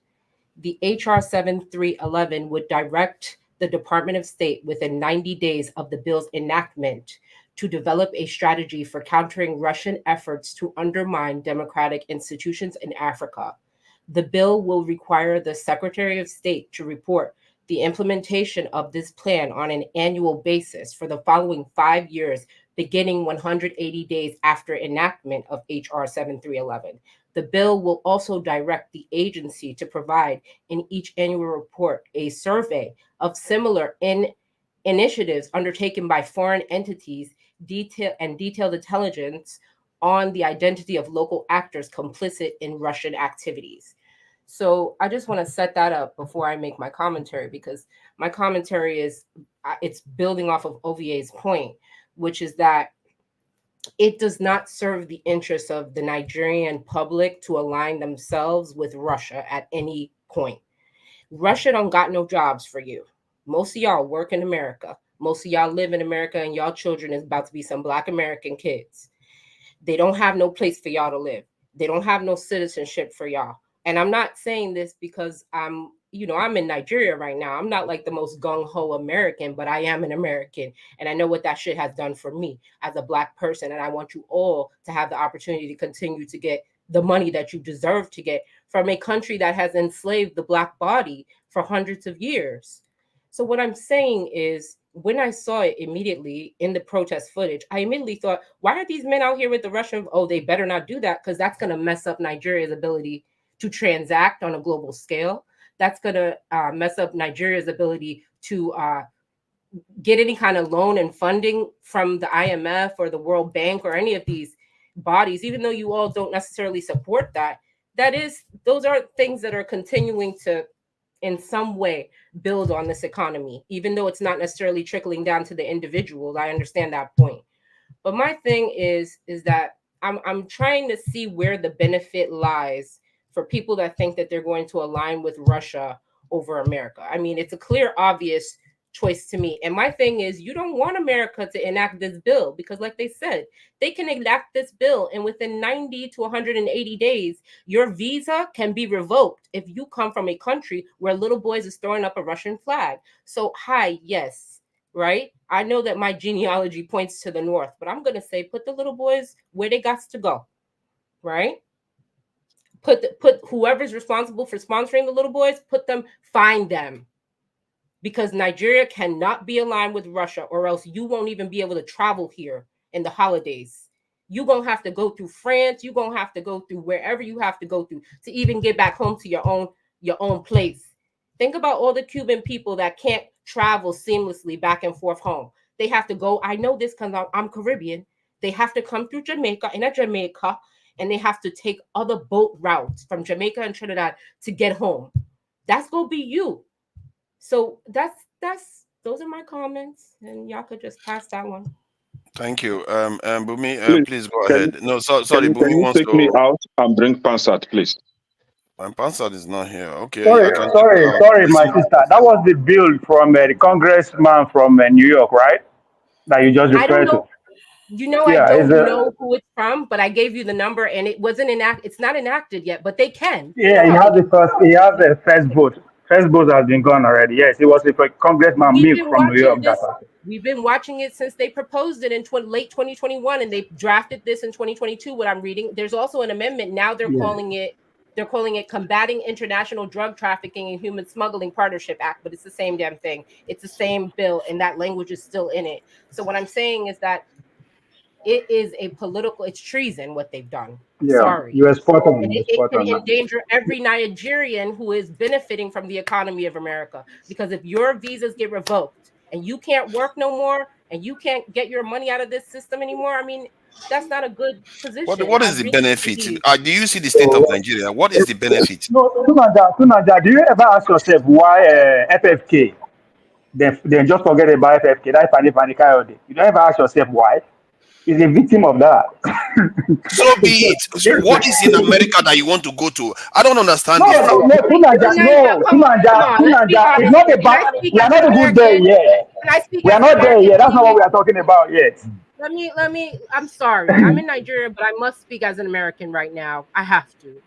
Because the truth is that y'all got to work, right? Y'all got to get Why some of can't this you No, money. speak we like don't a have to human? work there. Why can't you speak just like a Are human you being? saying that we have to work with people that What I'm don't care saying about is, us I'm gonna. developing? Okay, you want me to speak like a human being? I'll speak like No, a I'm human being. asking. I I'll said speak that. like I got you, Dragoon. I got Okay. you. I'll speak like a human being. I will speak like a black human being. I will always be black. It doesn't matter what. Here's the Well, situation. we don't need to In this resort to No, that. no, in no, We this no. don't. Please, global let's Sorry. leave it. Let's leave it. in this Let's not get. global Let's just let her economy, finish. in this Because Bumi global wants to say something economy, too. people need resources.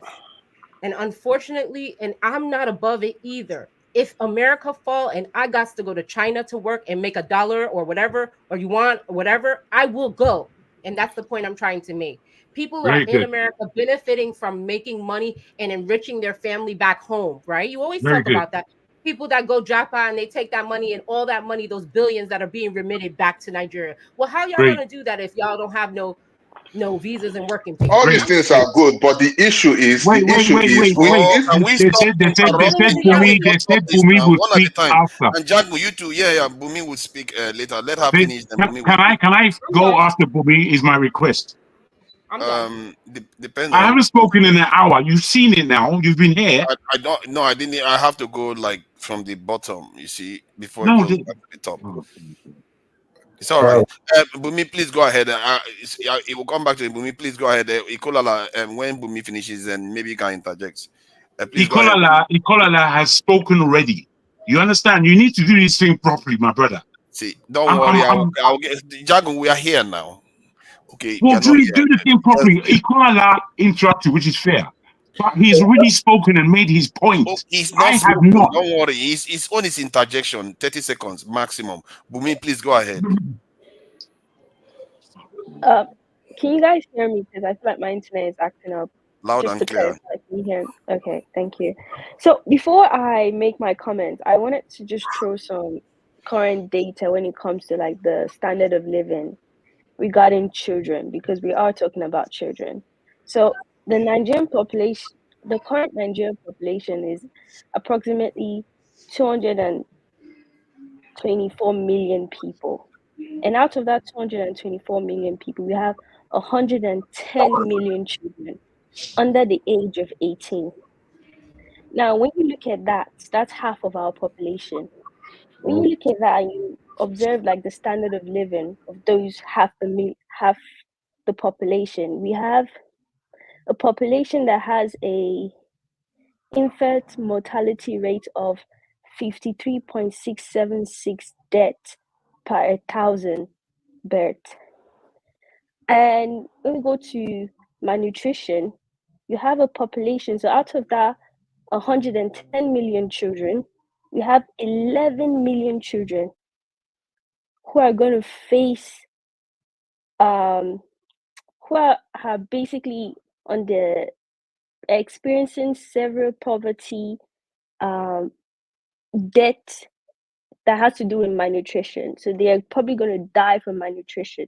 So that's 10 million children. When you go into how many out of school children you have in Nigeria, you have like 10 million out of school children in that population. You go to illiteracy rate, you have from the age 7 till 14 children who don't know how to read. And you go to a lot of other statistics. I can put it in the chat if anyone is interested. But coming from that aspect, when you look at the present situation, when you talk about the kids being sentenced to death, I don't know why any of us are ever shocked. I remember when Dr. Damages always asked me, remember when we changed our national anthem? All of this thing is not shocking because it represents how we as a society or our government view children. There is no respect. There is no whatever you want to call it. Children are not important in our environment. So when we act like, oh, this is like going against human rights, or these people are dying regardless. They're just advertising it. That's just the difference. The difference is just you knowing it and you not knowing it. That's just one part of it. Now, coming back to the whole geopolitical issue regarding whether the Russian flag, because someone mentioned that what was the reason why those kids were actually brought into court and being sentenced. I think it's very interesting that we are reflecting our whole existence on how other people are doing their business in terms of how that. I'm trying to phrase my submission in a way that makes sense. So you're doing wonderfully. Okay. Please continue. So thank you. Regarding whether or not America wants to trade with us, regarding whether or not Russia wants to trade with us, we as a society, way it's structured, we're going to die regardless. I'm not manifesting, I'm just talking about how things have been structured. So if we're saying that we have to play to these people because America has imported a bill or whatever, so because of that, we have to play with them. And that's because, so we're not going to respect these children's right for freedom, expression. By the way, these kids don't even know the difference between Russia and America. The same way we talk about history, they don't know what history is. They don't know the influence, the geopolitical things that we're talking about. And even coming to that, even the whole American thing, we're talking about America that is facing a whole threat when it comes to BRICS. They have they're fighting either Russia or China because we saw, I don't know if anyone has paid attention to Twitter so far. There's a whole not agenda, but the news has always been about BRICS, how 100 and something countries are trying to get into BRICS and trying to use that as a new payment trading system and that. America is dealing with that. And instead of us to figure out what works best for us, first our humanity, and then look at, okay, who is the next person we should play, because you need a big brother in this game, because that's geopolitics. You need to say, okay, who is making sense? We are playing a game where our humanity doesn't count, and we are listening to the big brother that also doesn't care about us. America doesn't care. Russia doesn't care. No one cares. But the saddest thing about the Nigerian state is we, as a society, also don't care about us. Don't care. Wow. Oh, you're wonderful. My good goodness. Nice. Hold on. Let Ikolala. We are going to go next. It's just 30 seconds. No problem at all.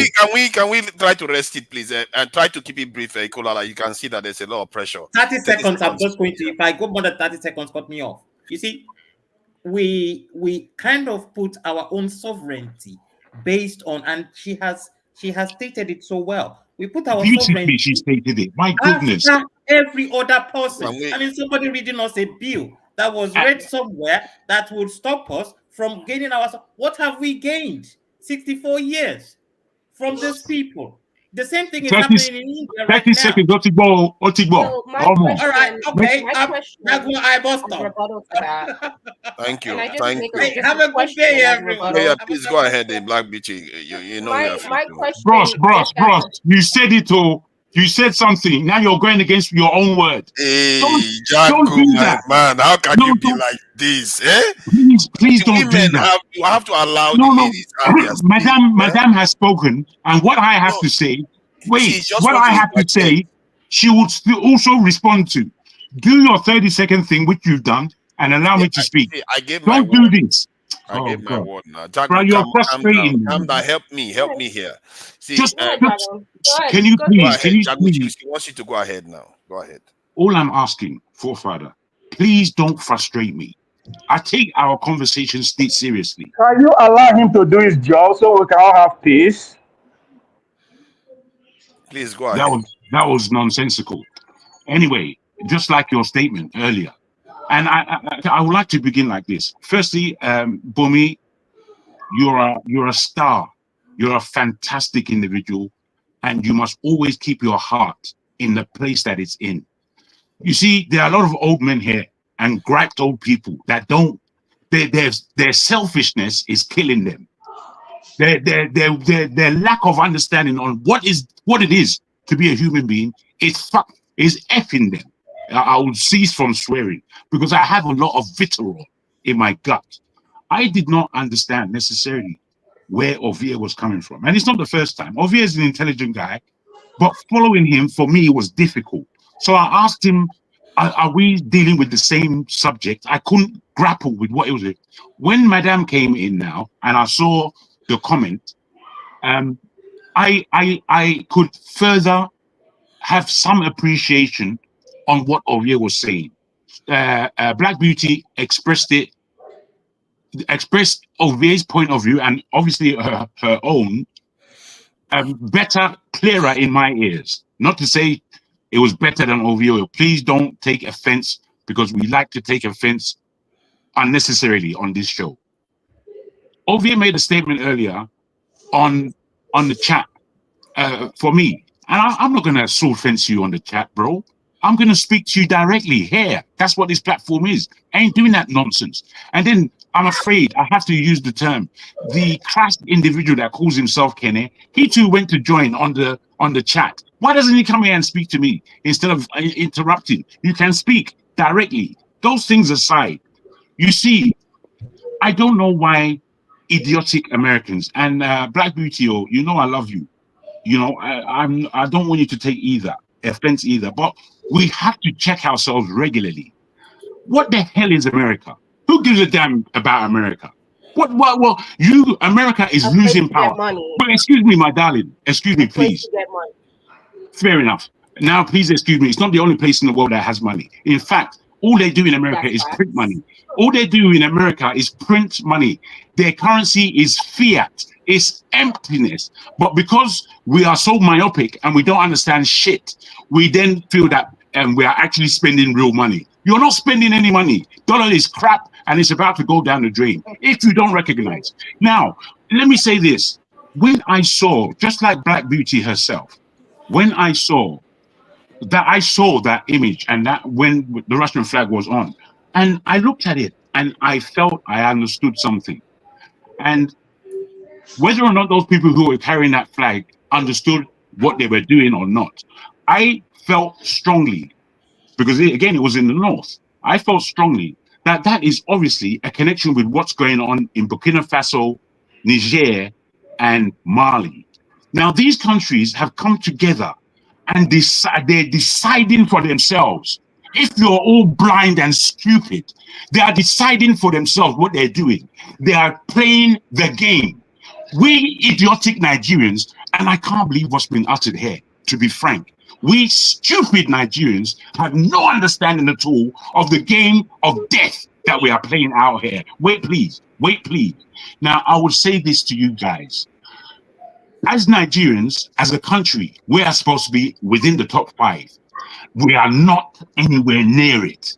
We're nowhere near it. We haven't established ourselves. We've just been loading ourselves, showing off around the world, doing nothing. Yet now we want to run to America to get what? Money. You stupid bastards. I beg your pardon. I beg your pardon. Can I make a comment? Please, now you've been doing well. My black beauty. I don't care. You know I don't care. I'm not aiming it to you. I'm aiming it to out.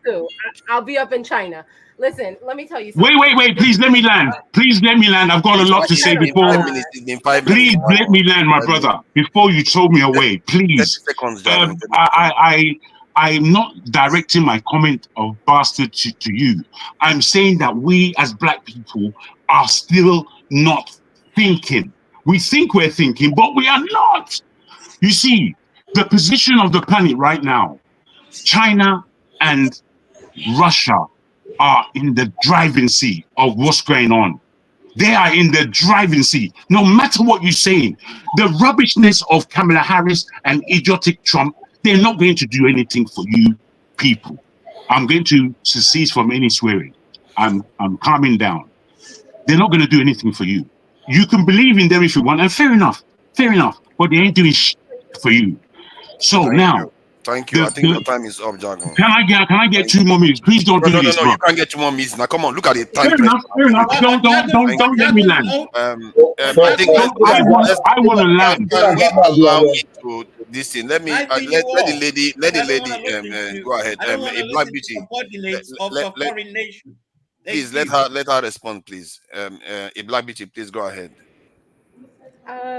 So now I understand what Jagun is saying full and well, of course. That's not hard to understand. I think sometimes Jagun has points and he thinks that they are beyond people's understanding, but I am not the one. I'm definitely on your wavelength. I'm happy to hear that because I never been. Now, what I want to say is, what I want to say specifically, here's the thing. Here's what I want to say specifically. I want to say that I think Black people forget our position in the world in general, whether you're Black American, Caribbean, or Nigerian. We are workers and we de worko. That's what we do. Right? I hear you. You are being disruptive now. So no, I'm communicating with her. Just let her finish speaking, please. What I'm saying is that if you gonna be a worker, go somewhere where they pay you the most. If you're gonna be a worker, go somewhere where they actually give you some citizenship. If you gonna be a worker, go somewhere where you can. You see, Ekene, I don't know what you got against me, bro. I have no idea. I don't have anything against. I'm just trying to help you. You're not being civilized. And so that's all my point was. We have a lot of time. We don't have time for this. Should I make it again? Really quickly. Fathers, I've got a quick question. Let me just say what I have to say, and then I'm be done. Can we let her just finish, please? Let's calm down about this. And I'll just repeat. I'm sure certain people heard it, and I'm glad. But what I'm just saying is that we forget our position as Black people. We are workers in this capitalism thing, and capitalism is the order of the day. And the reality is that you're not Russian and you're not Chinese, and you're not going to be Russian or Chinese. You Black. Just like how I'm Black, just like how my Jamaican father is Black and my grandmother from Louisiana was Black. And that means you a worker. This is capitalism. So what I'm saying, if you're a good capitalist, you trade in your skills for the highest bidder. That's all I'm saying right now is America is some of y'all's highest bidder aside from the UK. In terms of who's going to pay y'all in the way that I'm going to tell you right now. In terms of who pays you your salary, who allows you to build your businesses within their country and their continent, who allows you to have citizenship and continue to serve in whatever capacity. You don't even have to be in the bottom of society as a Black person in America. You can come and actually become someone. That's not the same thing you can do in Saudi. I'm sorry. Or Dubai. I'm sorry. So the reality is that what I'm saying should not offend anyone if you understand where you're at as a Black person in a society. You are a worker. And so you go and you work where people appreciate you and you get your money. And so I'm not over here saying America. I'm sitting in your country right now. But America allowed me to work from. You've triggered a massive conversation that needs to be had after this session because you are basically saying we should remain a kind of I know where she's going with this. I was the one who said 100-year plan 6 months ago. 100 years of working for people. Here's the real truth. I'm not the one saying that. I was the one who came here and said 100-year plan for Nigeria, and all of y'all said, no, it's too long, it's too long. Here's the honest truth. You're not willing to do the work. You're not willing to do the work to reshape your society. And so if you're not, then you need to go wherever they're paying you the money to build their society. They're paying you in America. You know, that's the essence of this. That's the essence of this platform. We are here to reshape our society by discussing, to make sure that whatever we are discussing gets to the government and we have a good reform. Yes, I'm among one of the beneficiaries who are working in the US. US is good, but it's not entirely the ultimate, because back home we have resources that can take care of us in multiple folds. But we have wicked leaders who are there that are now. Nobody, I think Flagship wanted to say something. Please, Flagship, go ahead. After Flagship, then you can go ahead. Thank you so much, Prof. Marcus. No one's saying what he's saying is incorrect. He's saying the right thing, but the truth is the truth. I just, it is what it is. Say what you want. Please, right, Flagship, go ahead. Thank you so much. So here's where I stand. I know we've deviated from the topic, but what she said just now, and I think Ovier and someone else, is really something to really consider. But what is this absolute, for lack of a better word, absoluteness that we give to America, Russia, and China? I checked. Mali, Burkina Faso, and Niger pulled out of that nonsense. And we know what they are aligning with. Have their visas of the Malians, Burkina Faso folks, and what do you call them, Nigers that are in America been revoked yet? Have they been sent home? Do you know what these Western nations stand to lose if that HR stuff you're talking about is passed? Someone is just pushing a bill to make it look like they're doing something. If you cut Africa away from these folks, they go down. You and I know it. We cannot give them this absolute power and authority or big countryness that we think they have. They depend on us. And you're right, Black Beauty. We have not yet figured out how to get ourselves to be on the driver's seat. And we will. That's why we talk. That's why we share ideas. That's why we say we're looking deep into what is really playing. And then we figure a way to get on that seat. These guys depend on us. We don't depend on them. Facts. Well said. What is this whole stuff we're talking? If America does this, if China does this, Russia does this, Africa is up in flames. It's not true. It's not. Never. And will never be. That's why you and I are here. So when we see what they do to us, man's inhumanity to man, which is at a high and very alarming level in our country today, it only makes them look bigger. But when we stop this nonsense and stop showing these pictures to them and let them know that we have what it takes to be in the driver's seat of our own affairs in Africa, they will sit up. They depend on us. We don't depend on them. No matter what they throw at us now, Dollar and the rest of them. If we get back together and say, let's do it, they will want to come sit and talk with us. America doesn't have that absolute power. So if Tinubu is trying to make a statement with these kids that are there, someone bought Russian flags, give to those children. I don't care where they came from. Niger, Burkina Faso, anywhere. They found themselves on the soil of Nigeria. And they are being treated like piece of crap. And you telling me why Libya would not do that to our national team? Because we don't speak out. And here we are trying to give America this authority that is just right out there, that they themselves even know that they don't have. It's this illusion that they sell to us, that we are holding on strong to, that makes them feel like they're on top of the game. We need to step back down, look at ourselves eyeball to eyeball. We know we can do it. Let's stop this crap that we're talking about. HR or whatever law bill they're passing, Russia and Tinubu and doing whatnot. But look at our kids on the street. Those are African children, even if they are not Nigerians. They are African children. Do you think America will put their kids on TV for you to see and do what Nigeria did to those kids, for you to see that if they come out on the street and protest against Trump or whoever, do you think America will do that to them? North Korea has not done it. We regard them as whatever regime they want to call them. This picture is bad. And we are the ones doing it to ourselves. It's almost it's in our culture. It's intertwined. And here we are talking about what the white man or the Caucasian folks are doing. Let's get back and take this thing and work it out. Thank you, guys. Thank you. I appreciate that. I must commend Bumi for her comments today, and she really did move me, and I'm sure she moved a lot of people with what she said. That's why it's always good for the younger ones to start emerging, because their views, they put their words differently. Let's put it that way. Yeah, Ovie, please go ahead.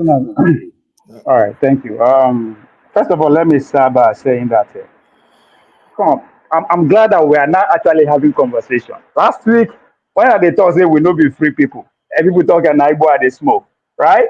You see how the conversation don't center. We are beginning to ask the right question. But come, we could not deceive ourselves.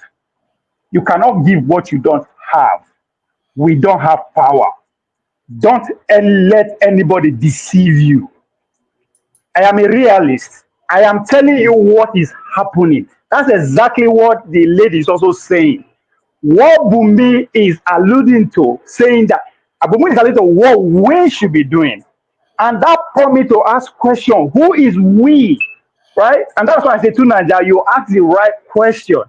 Is it the capitalists of the West or the new BRICS? I said it last week. We missed it.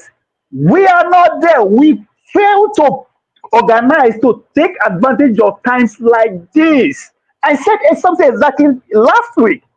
So who is we? Are we talking about we, the poor people that have been locking up all our leaders? Because there are two different people. Our leaders understand exactly what is going on. They have decided to pitch tents with the West. So what we are saying is what is already existing.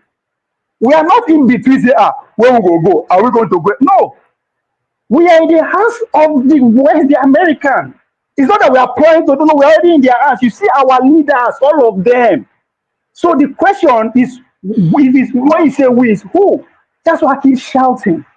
Instead of us to be looking for a president, let's look for somebody that will organize us and take advantage of times like this. So when our sister is saying 100 years, they're not saying you should sit down and wait 100 years. Start planning, start organizing, start making move. The only country that is in a position to take advantage of this fight between the BRICS and the West is India. We are not there. Bola Tinubu, that's what I keep saying. Everybody that visited us, from Bill Gates to the deputy secretary to Demon, why do you think they are here? It is because we've already opened. We are in their hands. 2 weeks ago, when I asked our guests, at what point did the CIA or America take over, capture Nigeria from the British? He said in the 60s. That's where we are. Somebody was using good Lord Jonathan while they come out. Go ask for Murtala Mohammed. Go ask for Shim Shagari. Go ask for the first school. That's why I said to my brother Jagun, if you don't understand what happened in the First World War, you will have no clue what is going on now. If there's anything like that, we are not in position to take advantage of the chaos that is before us.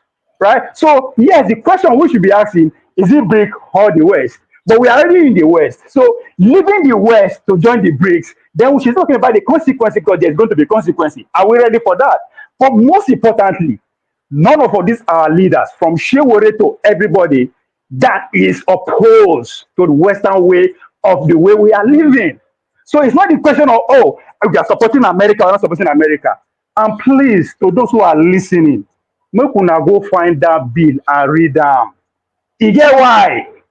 Anybody can shout, say we get power. No, we don't. We don't run our economy. We don't run our God. Nothing. There's a reason why our leaders, they go west every time. It is because they are already sold out. So it is not about, this person. No. Bumi is a question Bumi should be asking. Where should we go? But before we even get to ask that question, who is we? Right? It was we. We have to. So when the lady say 100 years, prepare and take advantage of every opportunity because things they change. It is Thank a you. bigger one. The election has nothing to do with personalities. It has everything to do with what is coming, which we also alert to. And I asked one of our guests, define tech revolution in China, which is the bedrock of all this thing is going. Where are we? So Thank you. when I dey ask all this question, it's not because it's because of already what we are in. That bill is very important because from that bill, even what we are saying here, they fit use them against us. Nobody say America is almighty, whether I like it or not. We speak today. But people say if you want live a poor or moderate life, live in a rich country so that even when you are poor, you go still get money for pocket. That is what that lady was trying to say. She is not Let saying me that say, oh America is can I not say in it. something? If Let you me are say, planning to if you are say, planning I'll try to keep if it you are brief. planning to live a so it is not about where we go. You see, where are we today? We are under the Western influence. So is Britain, so is Germany, so all this country. So to say we won't come out now, I don't know who is the we. Is it our leaders or we that have no clue of what is going on? yeah. So you see, the children are victims of what is going on. More victims are going to come. Trust me. And the God bless us. Bola Tinubu passed that bill that is coming from IMF. It don't finish. So we are already in. We don't take side already. So how do we get out of there, or how do we take advantage of the side we are in? Is what the conversation is about. It's Thank not you. about Thank somebody saying, nobody saying. No. Thank you. Thank you, Ken. This in My apologies, guys. My computer actually went out on me. I thought you finished actually, No, because you made a very solid point. I'm not going to take long. See, the point I'm trying to make. Let's just allow let's Wait. allow Bumi to just add, then you can go ahead. Bumi, add what you want to add quickly so that flagship can go ahead. Okay, I'm gonna be very fast. I totally understand the point that a black beauty and OVA is coming at. I understand that, but my submission was mostly identifying who we are as people. Like you have clearly stated, we are obviously at the hands of the West. We listen to them, everything about our personalities, West, whatever they say. But my Our stuff was leaders. basically our leaders, even mine is even saying our people too. They're part of them. We're all under them. Because when you look at our personality in terms of us complaining about these kids are being, whether they're on their age or adult or whatever, Nigerians' population, half of it are under the age of 18. More than how many percentage of these kids that we're talking about are going to face death based on malnutrition? My point was mostly talking about who we are as people, what we have accepted, because I think we tend to put all the blame sometimes on our leaders. Like Ovia has clearly pointed why Tinubu will react the way he is in terms of, when they raise the Russian flag, why they would really are against that. But for us as people, it shows that we are also part of that. Like, we have also been enslaved to accept the fact that more than half of the population are literally dying, whether you're with the West or with Russia, because I think some people, because a black beauty, you made a point that, look, Russia is not going to give us anything. My point is that whether we go to Russia or stay with the West, none of them care. They absolutely do not care. Because if you can tell me we are with the West right now, half of the population is going to die. What's going to happen? What's the difference between if you go with Russia? Half of your population is dying regardless. So it's for us to think for ourselves first. Once we cannot think, in this world we live in, we both know we need a top G to survive. Whether you're with the West or you're with Russia, you need one. And that's what Burkina Faso has done. They're aligning with Russia. But for you to align with someone, you have to have dignity first. We as a society, we don't have dignity. Even if we want to align with the West, we have to have dignity to align with them. If you want to align with Russia, you have to have dignity. But right now, we are just slaves doing whatever they want. And will forever be abused. And that's why you go to their country, no matter how much investment you put in, you'll forever be seen as a second-class citizen. In the UK, there was a black woman that was recently put into government. And a lot of people are like, oh, she's not even British. So until you understand, that's my submission. That's where I was coming from in that Thank you. aspect of things. So I don't disagree with you. I'm coming after how we think as people. Thank you. Flagship, go ahead, complete your submission. Well, again, my apologies, but and I don't mean to yell at nobody, but sometimes these things just get me worked up. No, I think I like seeing you like that. To be fair, you are speaking from the heart. It gets me worked up when I think about this thing, because I work with these people every day. I talk to them every day, and I work with people from outside America every day. Look, Bumi put it right. Now, I can't say no more better than what she said. But let us, if we really want to get ourselves out of this mess, let us do what the Chinese did. They were oppressed. They are workers. They've got the numbers. But they figured out that in order to stand toe to toe with what these guys that are in the West are doing, we have to first go study what they are doing and bring it back home. You, me, and everybody else in the diaspora. Why do we choose to be workers who go there to live and die?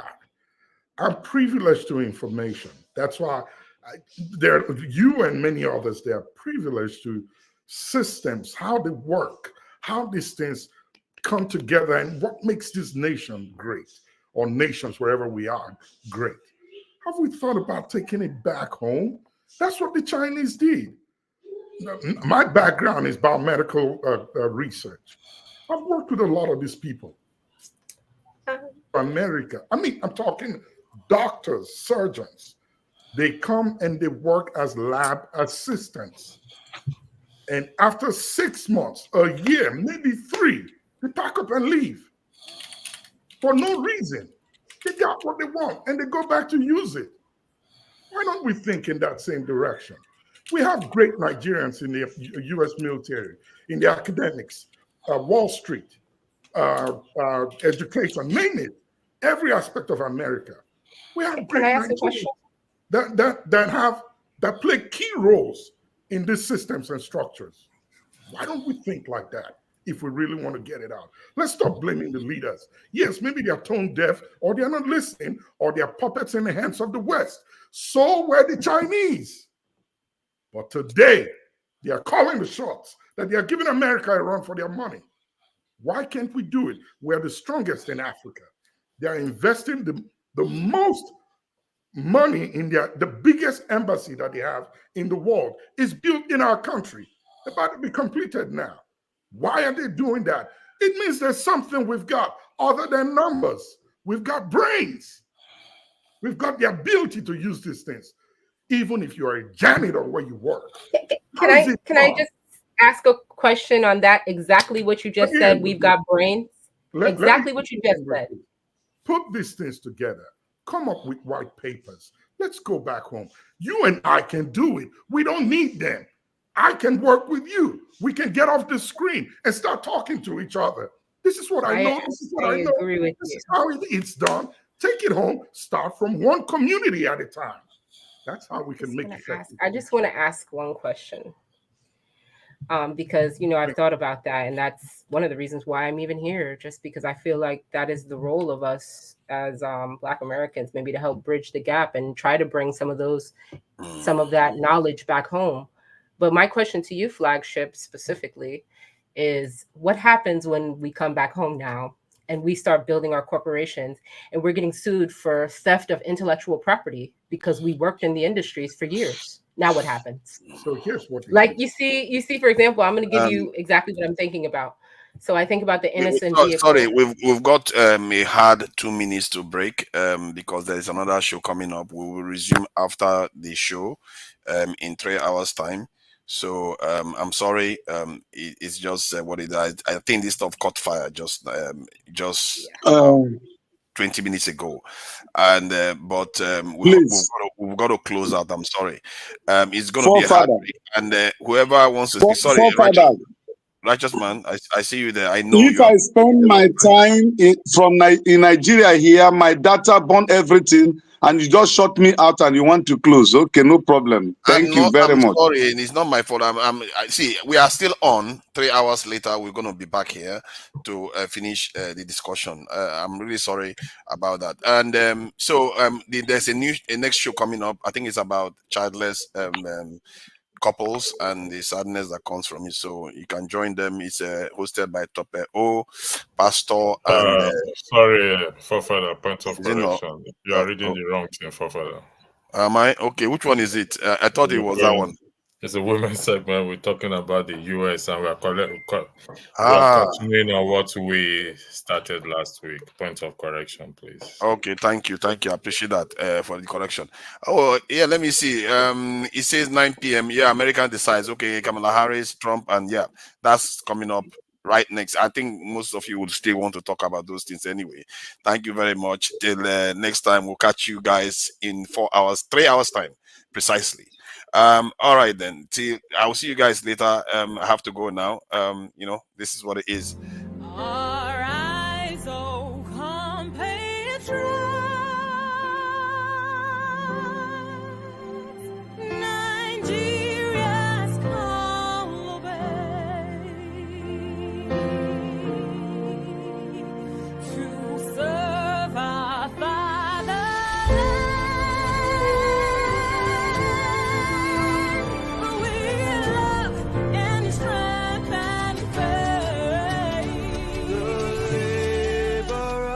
Our heroes past shall never be in vain.